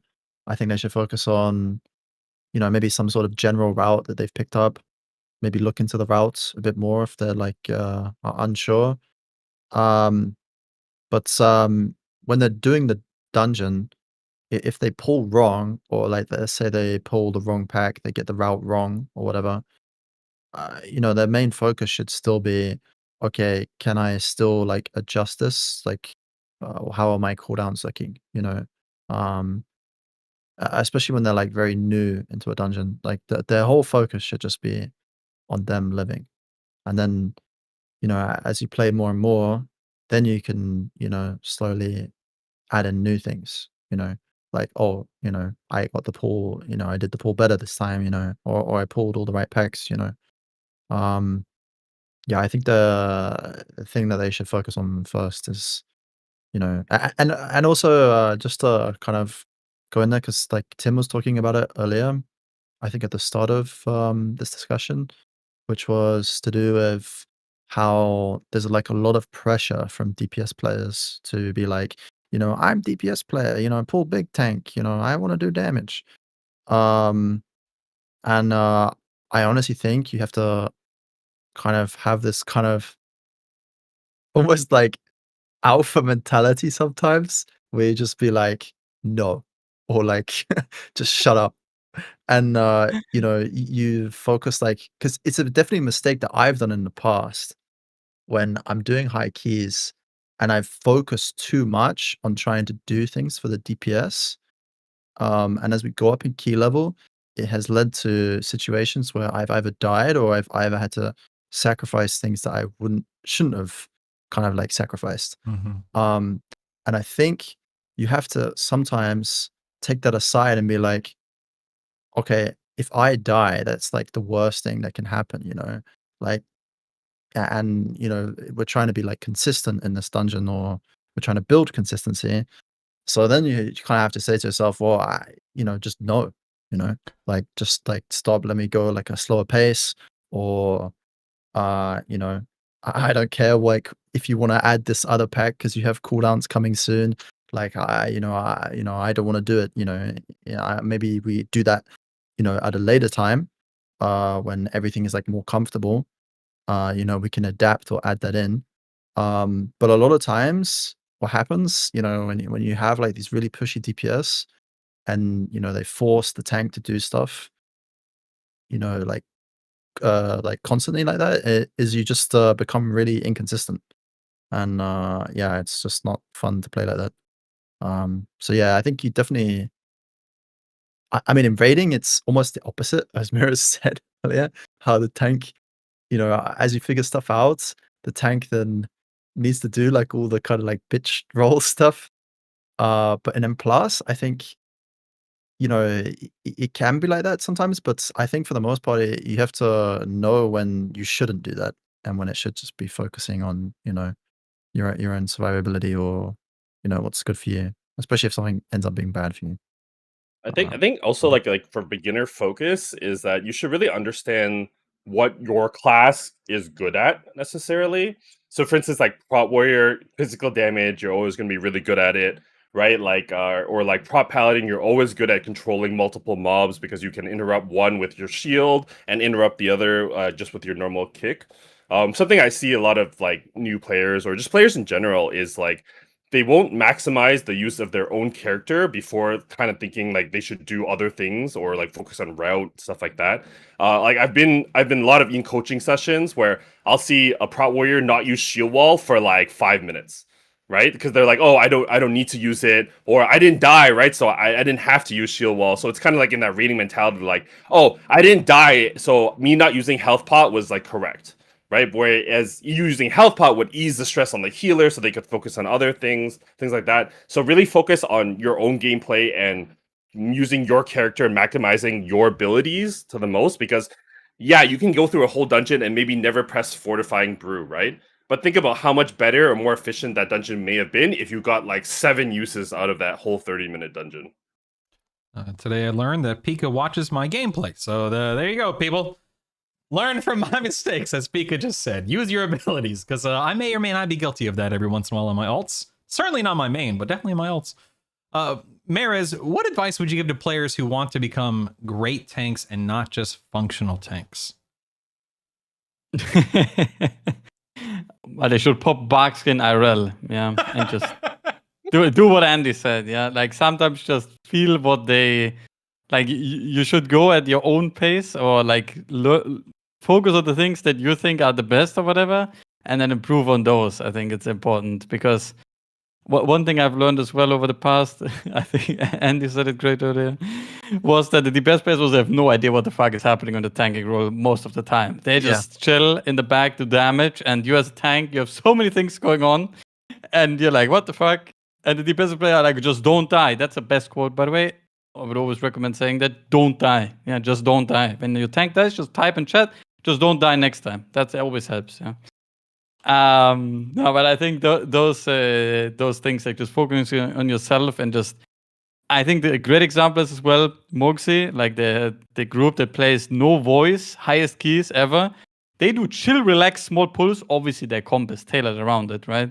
But they do chill, relax pulls, and they're also completing the keys. If you now, I don't know, a few levels lower, you will also complete the key doing a little bit more relaxed pulls. You don't have to do the highest, craziest pulls ever. You can slowly get into learning those whenever you feel more comfortable with the other stuff, right? If that makes sense. So No, it definitely makes sense. Yeah. Pika, how do you teach someone to stop overthinking everything and just commit, man, whether it be to a poll or whatever? Can you I think they teach need that, Pika? Can you teach it?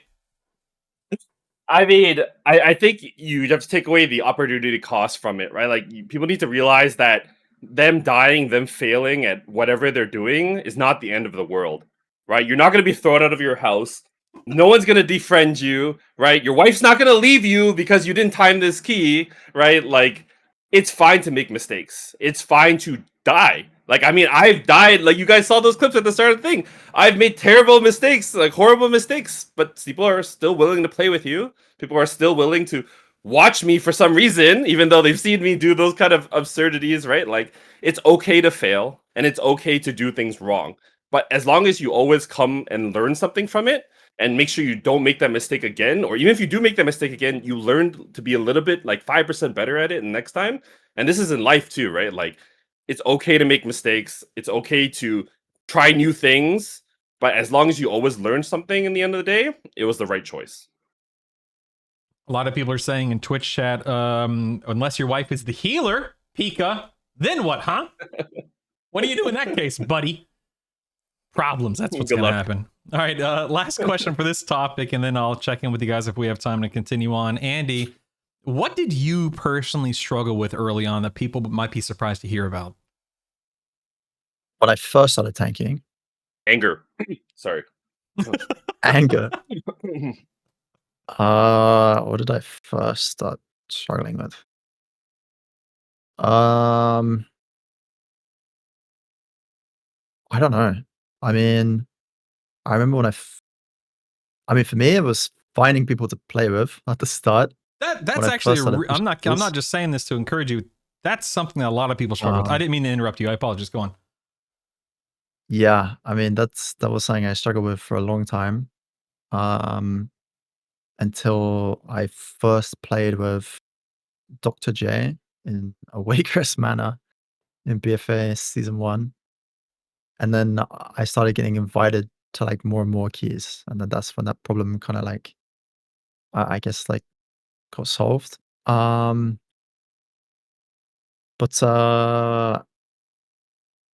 I think my first struggle was when I started playing with people that wanted to do kind of more advanced stuff. Was I was used to just kind of like full YOLOing everything.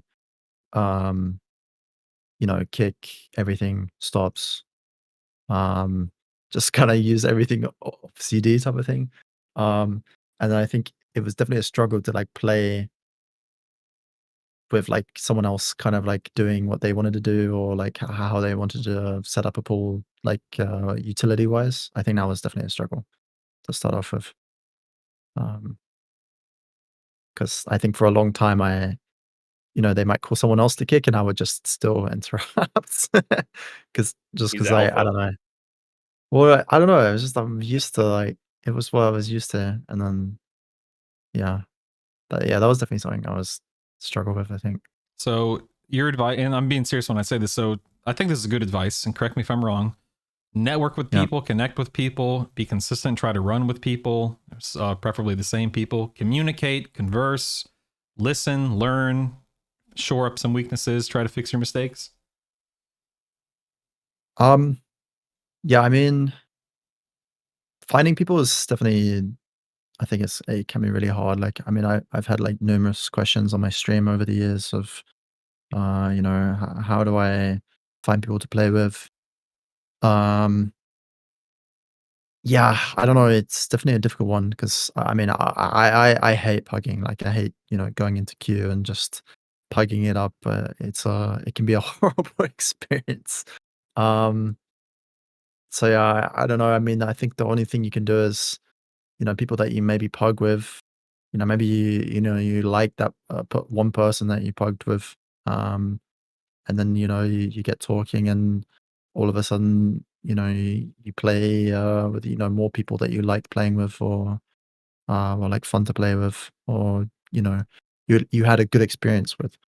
I mean, that's kind of what I first started doing, I think, many years ago.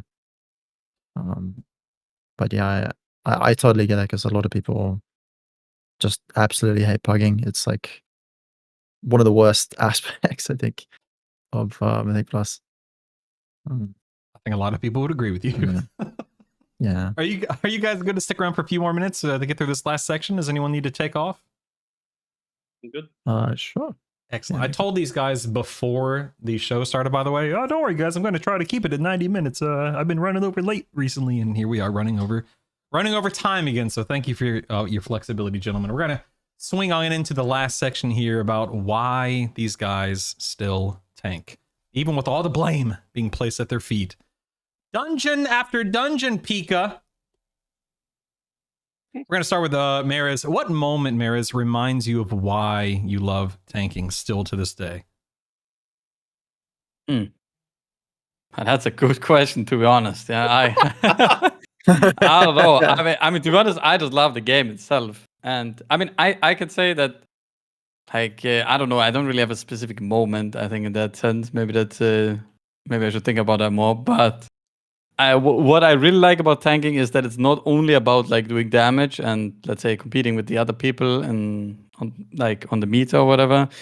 Especially for me, it's a lot of fun in the game to just play the tactic correctly, position the boss accordingly, so everyone does more damage, that the raid has a good time playing the boss or whatever. Just getting rewarded, and maybe also getting some nice compliments potentially from the like your fellow raiders, I guess. Yeah, doesn't happen often, to be honest, never. But no, but sometimes in general, just getting to play the mechanics and the fight in a different way than any other role is what I really enjoy. Just focusing on the strat, moving the boss, just having a way better time, like maneuvering the fight and doing other stuff than just doing the most optimal damage, I think is what I really enjoy about tanking, I guess. Yeah. Hey, if you guys need a little bit of encouragement, you're all amazing tanks. Keep up the good work. A lot of people look up to you guys. All right? Give yourselves pats on the back. Don't sell yourself short, Mariz. You're amazing. Keep up the good work. Pika, thank you. You're welcome. I will go You're back very to welcome. typing healer question mark when I die in dungeons. Yeah.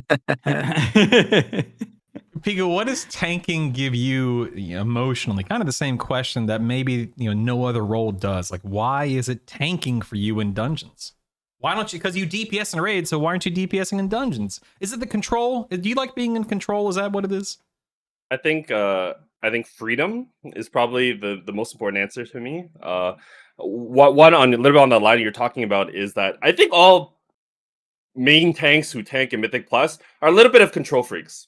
We are a little bit of control freaks because I don't know about you guys, but like when I watch other people tank, like if I'm DPSing in that group, I'm just like, why? Why are we only pulling this? Like you can do so much more. Or why are we going left when you should be going right? Like why are you pulling this first? Like why is the boss moving this way? Like and that's going in my mind the entire time when I'm watching somebody else tank for me. That like I just can't. Like it makes me immediately go like, yeah, I should have been tanking, or I would be having way more fun if I was tanking right now. Just because like you get to choose like the pace of the dungeon, you get to choose like what you're gonna pull, how you're gonna do it, or where the group kind of goes, and I love that feeling of being in control at the same time of like still complaining about why am I the one responsible to have to do all this stuff. But also, I guess the biggest reason of all, like a little bit what you guys said before, is I hate being an LFG. Like I've seen my friends like that are DPS mains like have to be in the LFG for like an hour just to get like a group going. But like in NA at least, if you're a tank and you log in and you're not committed to a group, like you want to play the game just like this. Like message 4 people. All right, let's go on. Let's start playing. Pika, a lot of your answers, I feel again. I think you're carrying around some trauma, buddy. You have some. You're very explosive with your answers. People suck. I don't know why we're doing this. You need to talk. We can talk after the show, okay? It's okay.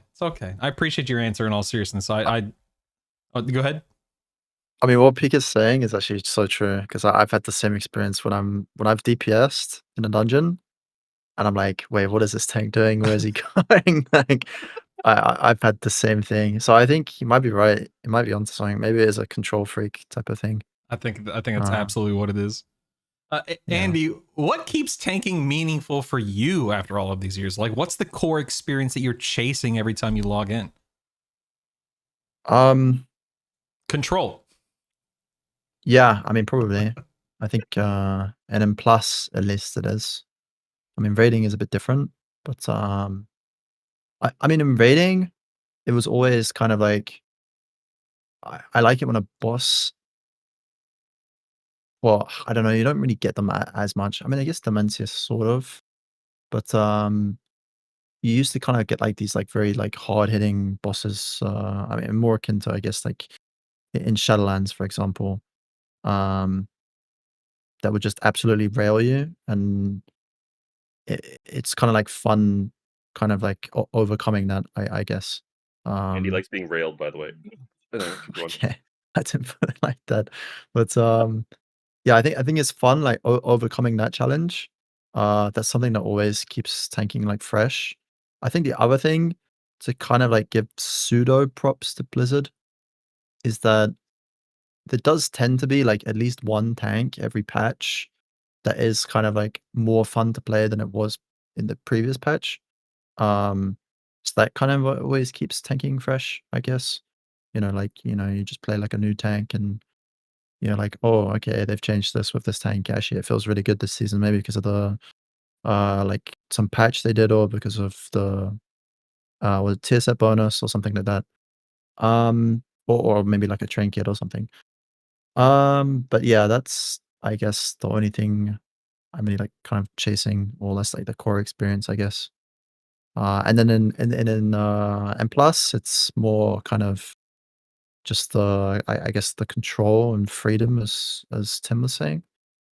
But yeah, I think Maris. that's the No, I'm sorry. Go ahead. no, that was it. Sorry.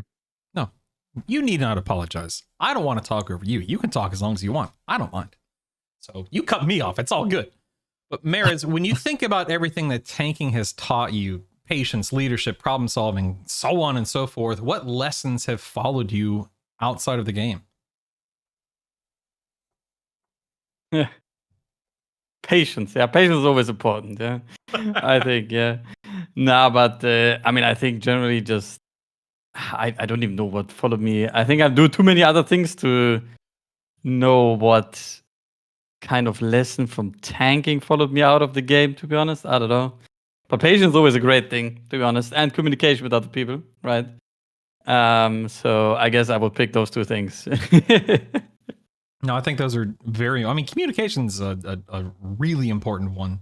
I know for me, back. I'm going to go off on a tangent. I apologize. I started playing MMOs back in '99 when EverQuest came out, and I quickly learned how important communication was because there was no Vent, TeamSpeak. Of course, Discord wasn't around back then. It was all typing all the time. So, and that has just evolved and just continued on for years and decades now, with how important communication is, whether it be in the middle of a dungeon run or after a boss wipe and just figuring things out. So I think that's a super fair take. Pika, last direct question to you, buddy. Are you ready? Yeah, I'm ready. I don't know. We'll see. With everything that tanking has been asking of you over these past few expansions, why do you still choose this role? Like, what is it about this role that you thought to yourself, I can't quit, man. This is it. I'm locked in. I think I love tanking because it kind of fulfills something more than just for myself. And what I mean by that is like it's such an impactful role in Mythic Plus that allows me to help friends from like all different like abilities succeed, right? So I can go and tank in my high end Mythic Plus group, or I can go down and like tank for the average Joe, which are just like newer friends that are coming to the game, right? But it's so impactful that I let them experience a whole different side of the game. And what I mean by that is that when I was younger and I was a kid, I used to watch like great streamers like Andy Brew or How long ago Mirror was that? on the big screen, like, and I'd watch them like do the MDI, right? And I was like fanboying so much because I'd be like, wow, those pulls are so crazy. Those pulls are so cool. Like, I wish I could run dungeons very similar in such a fashion where it's like controlled but like huge, because huge pulls is always such a huge adrenaline rush, right? When you pull like 5-6 packs of mobs and you come in, you just AoE them down. Like, I always had like such a rush, like seeing that on the screen. And then when I started experiencing that and like getting to that level of gameplay, I was able to like bring that back to like a lot of my friends who weren't huge big Mythic Plus players, and then they'd be like, wow, this pull is insane, or this was so fun, or this route was insane. Like, I love this like tank, like being able to do this and show us that side of the game, right? And I always have like such a little smile when people enjoyed the dungeon because they got to have such a different experience than their average tank in LFG kind of run. I think that you hit the nail on the head there, man. Being able to provide something like that, it's spectacular. Andy, last direct question to you, buddy, then we're going to wrap it up here. Is there a moment when tanking felt bigger than the game itself for you, where maybe it was, it was about the people you were with and maybe not the boss that you were standing in front of? Well, I'd say it was when I won Race Toward First of Mirrors in a major song. I think that's when, yeah, that felt really weird. I think. Like I surreal don't know. weird, or what do you mean by weird? Yeah, I mean, Like, I can't believe that just happened. I'm here. I'm experiencing this, that kind of well, thing. I mean, the thing is that we got to the boss, like after Liquid did, and I don't. I mean, you kind of like purge it in the back of your head, but in the back of your head, you kind of thought, okay, this is gonna be really hard to win, right? Because they had like I think they had a full day on us on Ferrec. Yeah, I think it was P1. Yeah. Yeah. Sorry to interject. Yeah, it was like almost full of P1. Yeah. Yeah, full day P1 on us. So like for us to kind of like catch up and then win, it yeah, it was definitely, it felt really good, I think. Yeah, I mean, Um, I think a lot of people, think about experiences in their life when they've done something larger than life with a group of people, and just how exciting and exhilarating moments. Like, I can't even imagine. Pika, have you ever won a Race to World First? Of course, every day. I I win all the time. Yeah, In it's just fact- like a normal thing, Can't believe who invited this guy on. I got 2 Race to World First winners and then Pika. Unbelievable. Jeez. No, I did I interrupt you, Andy? I'm sorry if I'm sorry. no, you didn't. I mean, this like pretty much it. I mean, that's like the only time where the game has like felt like, oh, holy shit, this is like really big kind of thing, I think. Because also the viewership in the major sale was like really crazy as well. So yeah, that's I think that kind of like all kind of exacerbated it. But that's like the only time where I felt, where like it felt bigger than the game, I guess. Yeah. Yeah. That's awesome. I can't even imagine what that has to feel like. That's crazy. All right, gentlemen, you have been so kind and generous with your time. We're going to wrap this up. I have one more question. It's a group question for all of you guys. Andy, we're going to shoot right back to you and send it to you. If you could send one message to every aspiring tank right now, something you wish that someone had told you early on in your tanking career, what would it be? One message. Or 7, whatever you want, man. Um, Use your defensives. Don't die. Use your defensives, don't die. I mean, those are good tips. I think it's, you got to be your own biggest critic and learn to kind of, be able to like be self-critical. And I think recording your gameplay is like really, really key if you ever want to actually get better. Recording a raid boss that you do or a dungeon, and then you need to arm yourself with the tools to be able to figure out what you could do better in a given scenario. Like if you didn't like how something went, or if something did just objectively go bad, you need to be able to learn how to figure out how to do whatever that was like better. Whether that's pressing, some defensives differently. Maybe that's, utilizing an external in a given scenario, or how you set up a pool in a Mythic Plus. yada yada yada. I think that's like the most important thing. I think that you need to try and like yeah. Or you can just do the typical thing, which is just to say healer ? Those are really good tips. Sorry. All right, Pika. Oh, go Oh, ahead. I No, that didn't was it. talk over That you. was Okay, it. just making sure. Pika, same. No, you can't steal what he just said, Pika. You got to come up with your own thing. All right. One message to aspiring tanks everywhere. What would you tell? What would you tell these guys? My one message would be, quote, "You are not there to be perfect, hyphen, you are there to be steady," end quote. Could you tell us where that came from, Pika? Could you? Where that sounds like such a nugget of wisdom. Where did that come from?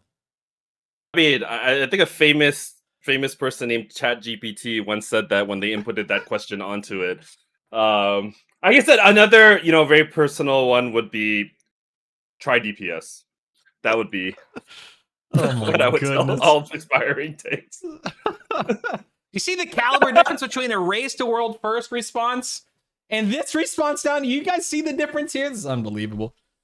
No, you've been such an awesome sport, Pika. Thank you so much for being here, man. I really do appreciate it. But Maris, we're going to shoot it over to you. Last question, or last answer to this question. If you could send one message to every aspiring tank out there, what would it be? Yeah, very difficult. Andy took a lot of the good answers that I wanted to say as well. Yeah, I'm sorry. he kind of yoinked most of them. No, but I think it is always important to, like, you should keep believing in yourself. I spoke to a lot of people that were like discouraged at the beginning and then be like insta quit tanking or whatever. But I do want to combine a little bit. I think people should believe in themselves, but I also think there's a lot to gain from playing DPS. So Pika is not so wrong. Because if you get the perspective of a DPS player, you can also learn a crazy amount of things as a tank, what DPS players would like, right? I think many of the good tanks, and I think almost all of them at this point, were DPS players in the past or are playing DPS on the side just to get a different perspective. And I think especially later on, if you feel more confident in tanking or whatever, it's a great step to improve as well. Yeah. That's an awesome response, but I love what someone in Twitch chat just said. Scarin said, "Those who can't do DPS." That's good. I like that. Well said, Scar. Well said. Well, gentlemen, thank you so much. I want to go around one more time. Plug yourselves. Tell people where they can find you. Again, you can see everyone's Twitch name underneath their webcam. But Andy, Andy over here. Sorry, I was pointing to the wrong direction. Take it away, man. Where can people find you? Well, I guess only really on my stream. I mean, I guess Twitter as well, AndyBrew10. But I don't know. I don't really tweet much, so I don't know. I mean, if I'm not streaming, I guess you can't really find me anywhere. Well, it's AndyBrew3, correct? Why is it 3 in one place and 10 in another? Is that just what was available? Yeah, that's just what's available. Hate to see that. Hate to see it. I hate when you're forced to take something that's not the same. Like, it has to be 3, 1, 10 in the other. That's got to be annoying. But AndyBrew3 is where you can find this guy. Make sure you guys go follow him, sub to him, support him, tell him how much you love him, so on and so forth. Pika, where can people find you, my man? You can find me on Twitch, on YouTube, on X, in Toronto, on the streets, hanging out, BlizzCon. You can find me anywhere, but always feel free to shoot me a DM if you have any questions. I'll just link you to a VOD of Andy Brew dying. Perfect. Okay. Mares, wrap it up, buddy. Where can people find you? Okay, yeah, we need. This is becoming dangerous. No, so yeah, I mean, I can be found on Twitch as well, of course, on Twitter, sometimes, very rarely. Yeah, I think those are basically the only two places, and sometimes on Discord. Yeah, basically, there's also some stuff going on, of course. You guys are amazing. Thank all three of you so much for being here today and carving out a couple of hours of your day to come hang out with all of us and educate us and sharing all your wisdom and insight and whatnot. Next week, we've got Dratnos Tactics and Preheat on. We'll be talking about all kinds of stuff leading up to midnight in the second to last show here in December. So again, Dratnos Tactics and Preheat. Gentlemen, get out of here. I appreciate you.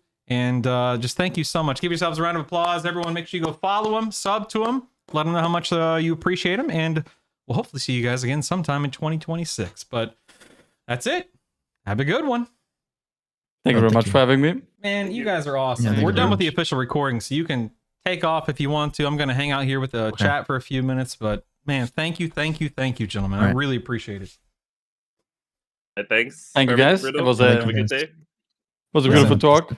Listen, thank you, gentlemen. You guys are awesome. I literally couldn't have done this without you. Yeah, now it's time to go bed. Yeah. Oh, that's right. Not like You these are- other time zone Andy's here in the call. Yeah. I mean, I guess Yes. Andy could also go to I bed. guess but Andy does probably not. qualify. Yeah. Yeah, you do Uh, qualify. PoE Andy. 2.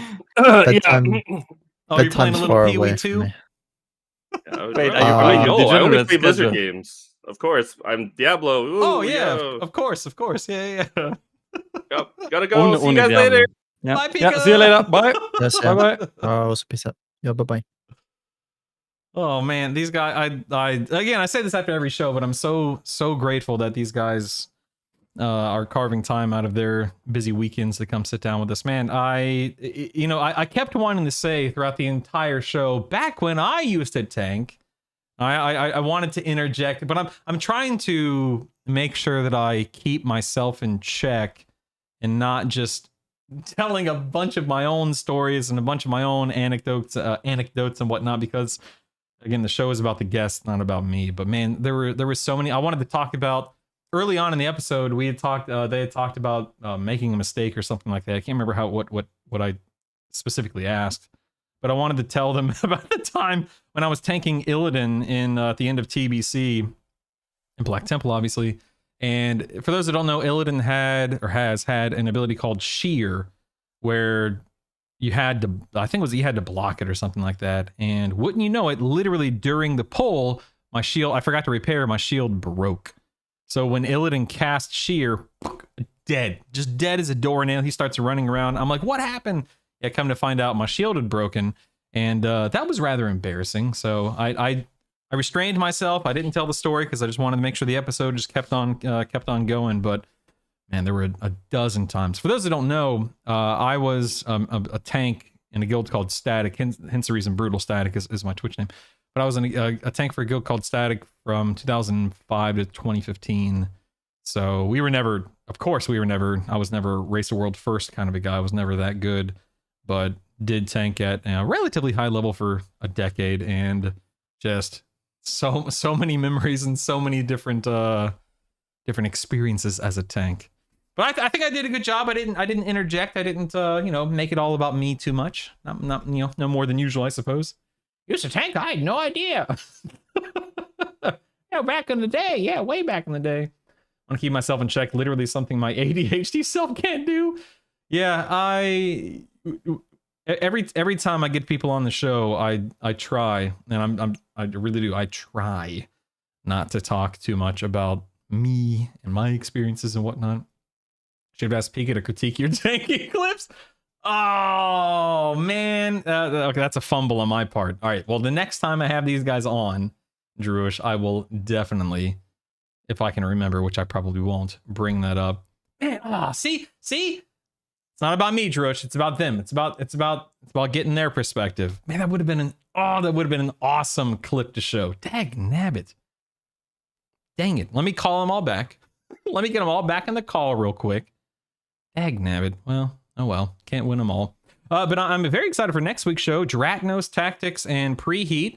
3 extremely knowledgeable and prominent content creators will be doing the Christmas show. I mean, it's not going to be Christmas themed, but it's the show, 4 days before Christmas, right? 21st? Yeah. So it'll be a show right before Christmas. And then the episode on the 28th, I have 2 guests locked in so far there. I'm not going to tell you who, but I've got 2 guests locked in for the 28th. So I got to find a 3rd guest for the 28th, and then I have no one past that point. Now, granted, that's still 3 weeks out, so I have time. But I swear to God, I feel like I'm out of. I know I'm not, but I feel like I'm out of content creators. I feel like I feel like that's it. I've talked to everyone. Call it quits. Show's over, people. Pull the plug. Nothing else to say. No one else to talk to. It's all over. What exactly happened in this clip? How did you get one shot? No. Okay, so the way that what happened there, Scar, is I can't remember. I think I was just trying to be silly. I can't remember exactly what happened. But yeah, when I heroic leapt in, when I landed and the boss swung on me, I'm not watching the clip right now. Was my back turned? Probably. Did I have defensives running? Probably not. So it's just probably just a combination of many things that went wrong, if I had to guess.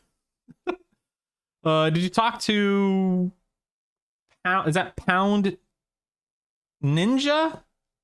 I have no idea. What the heck? Who the heck is that? Hold on. Let me copy this person keybound. Hold on. Let me copy this. Pound is that who this is?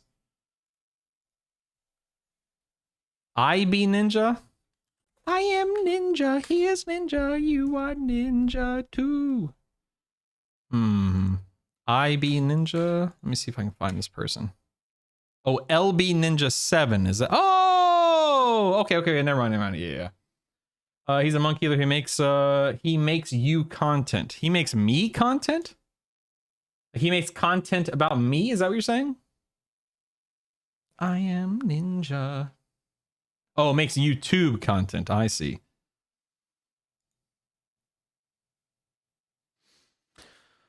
Yeah, I feel like IB Ninja makes more sense. No, it's LB Ninja 7. Okay. I play healers in WoW. Love making YouTube videos and looking to make some friends. Ooh, hey, I like making friends. Yeah, you know what? I will reach out to this guy for sure.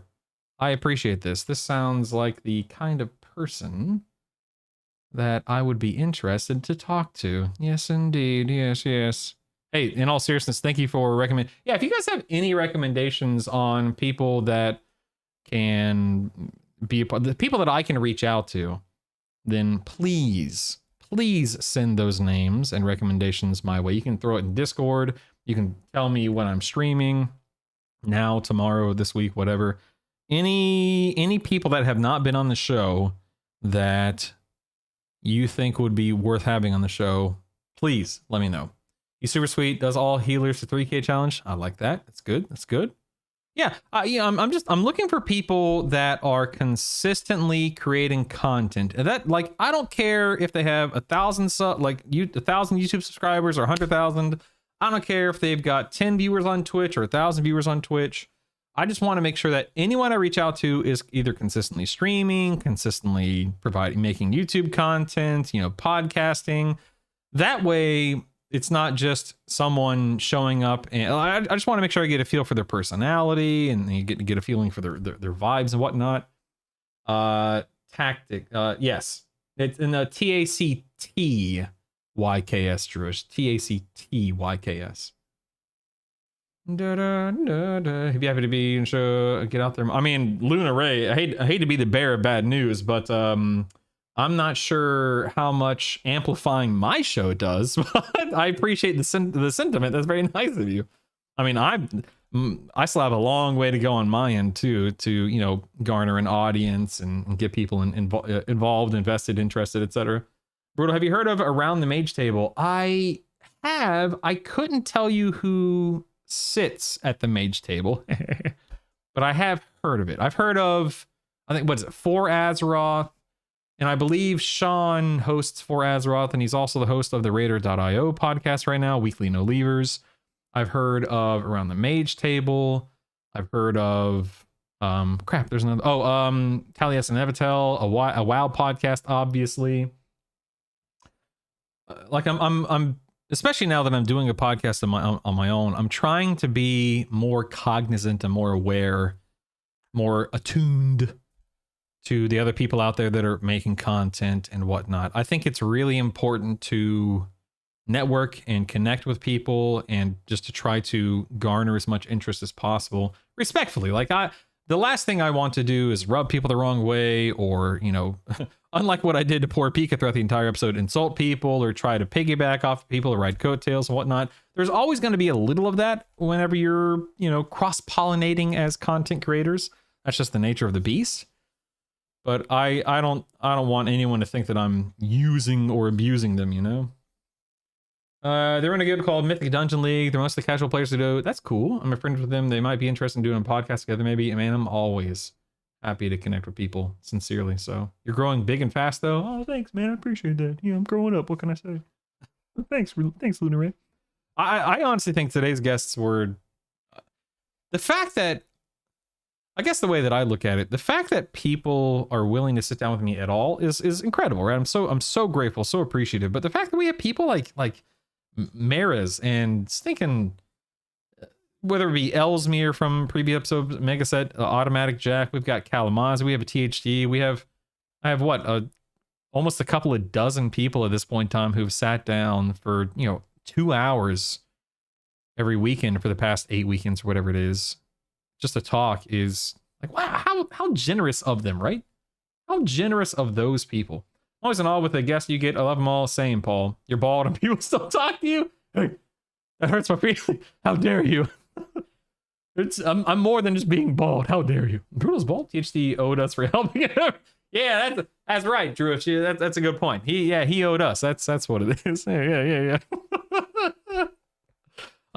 Yeah, but you guys are fantastic. I'm gonna go ahead and I need to cut an intro and an outro, little promo for this episode, and then I need to get it rendering. You know what sucks? Hey, does anyone out there use Premiere? So I've been using Premiere to render this stuff, and it works fine. But I think because I'm rendering it in 1440p, a 2 hour render takes anywhere between 6 to 8 hours to render. It's obnoxious. And I've Googled things, I've watched YouTube tutorials, and I don't know that much about video editing. But I've tried all of the recommendations to trim down on the time it takes to render these videos. But my God, man, it just takes forever. I mean, I say it takes forever, but it takes 6 to 8 hours to render a 2 hour video. Oh well, whatever. If anyone out there knows anything, let me know. But I'm pretty sure I've already stinking tried everything. If the light flare bothers you, the podcast is always available.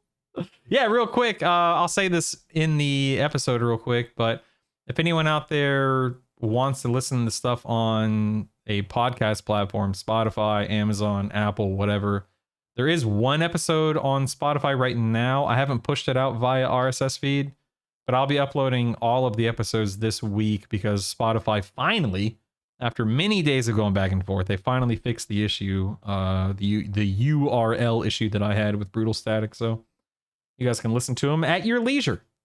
I have had a video render before for an entire day. Good God, that's insane. You guys are lovely, as you clearly know. I'll be on tomorrow at 9 a.m. Central. Oh, by the way, I don't think I mentioned this during the stream today. You guys want to see something crazy? Look at this. Let me pull up my photos real quick. Hold on. There's my wife. Look at that. That's not what I want to show you. Hold on. Dude, so I updated to iOS 16, or rather my phone updated to iOS 16, and I, like many others, hate it. All right, so check this out. This was the temperature this morning. You ready for this? Look at this. Look at this. Look at this. Feels like -19 -5 Fahrenheit was the real. I know it's not focusing, but -5 was the actual temperature. But it felt like -19. How ridiculous is that? I love it. I stinking love it. Check this out here. Let me show you my backyard real quick. Look at this. This is my backyard currently. Look at that. Look at that. The picture doesn't do it justice on any level, but it's a daggum winter wonderland right now. I know it's a little blurry just because of the filter that my webcam's using, but it's stunning. Stunning. It's incredible. Let's see. Do I have any other pictures? Hold on. No, just more pictures of the same thing. But yeah, we got a ton of snow. It's really cold.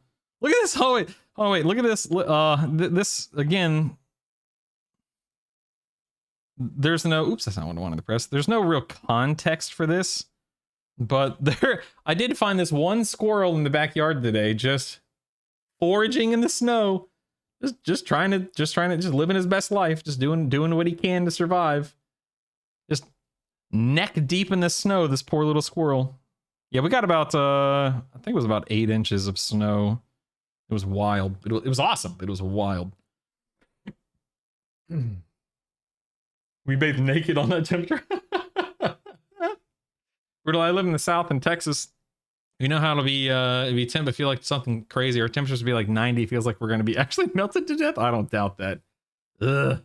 Yeah, rendering's a fickle mistress. Anyway, I'm going to get out of here. I got to, like I said, I got to spend the next 8 hours rendering this thing.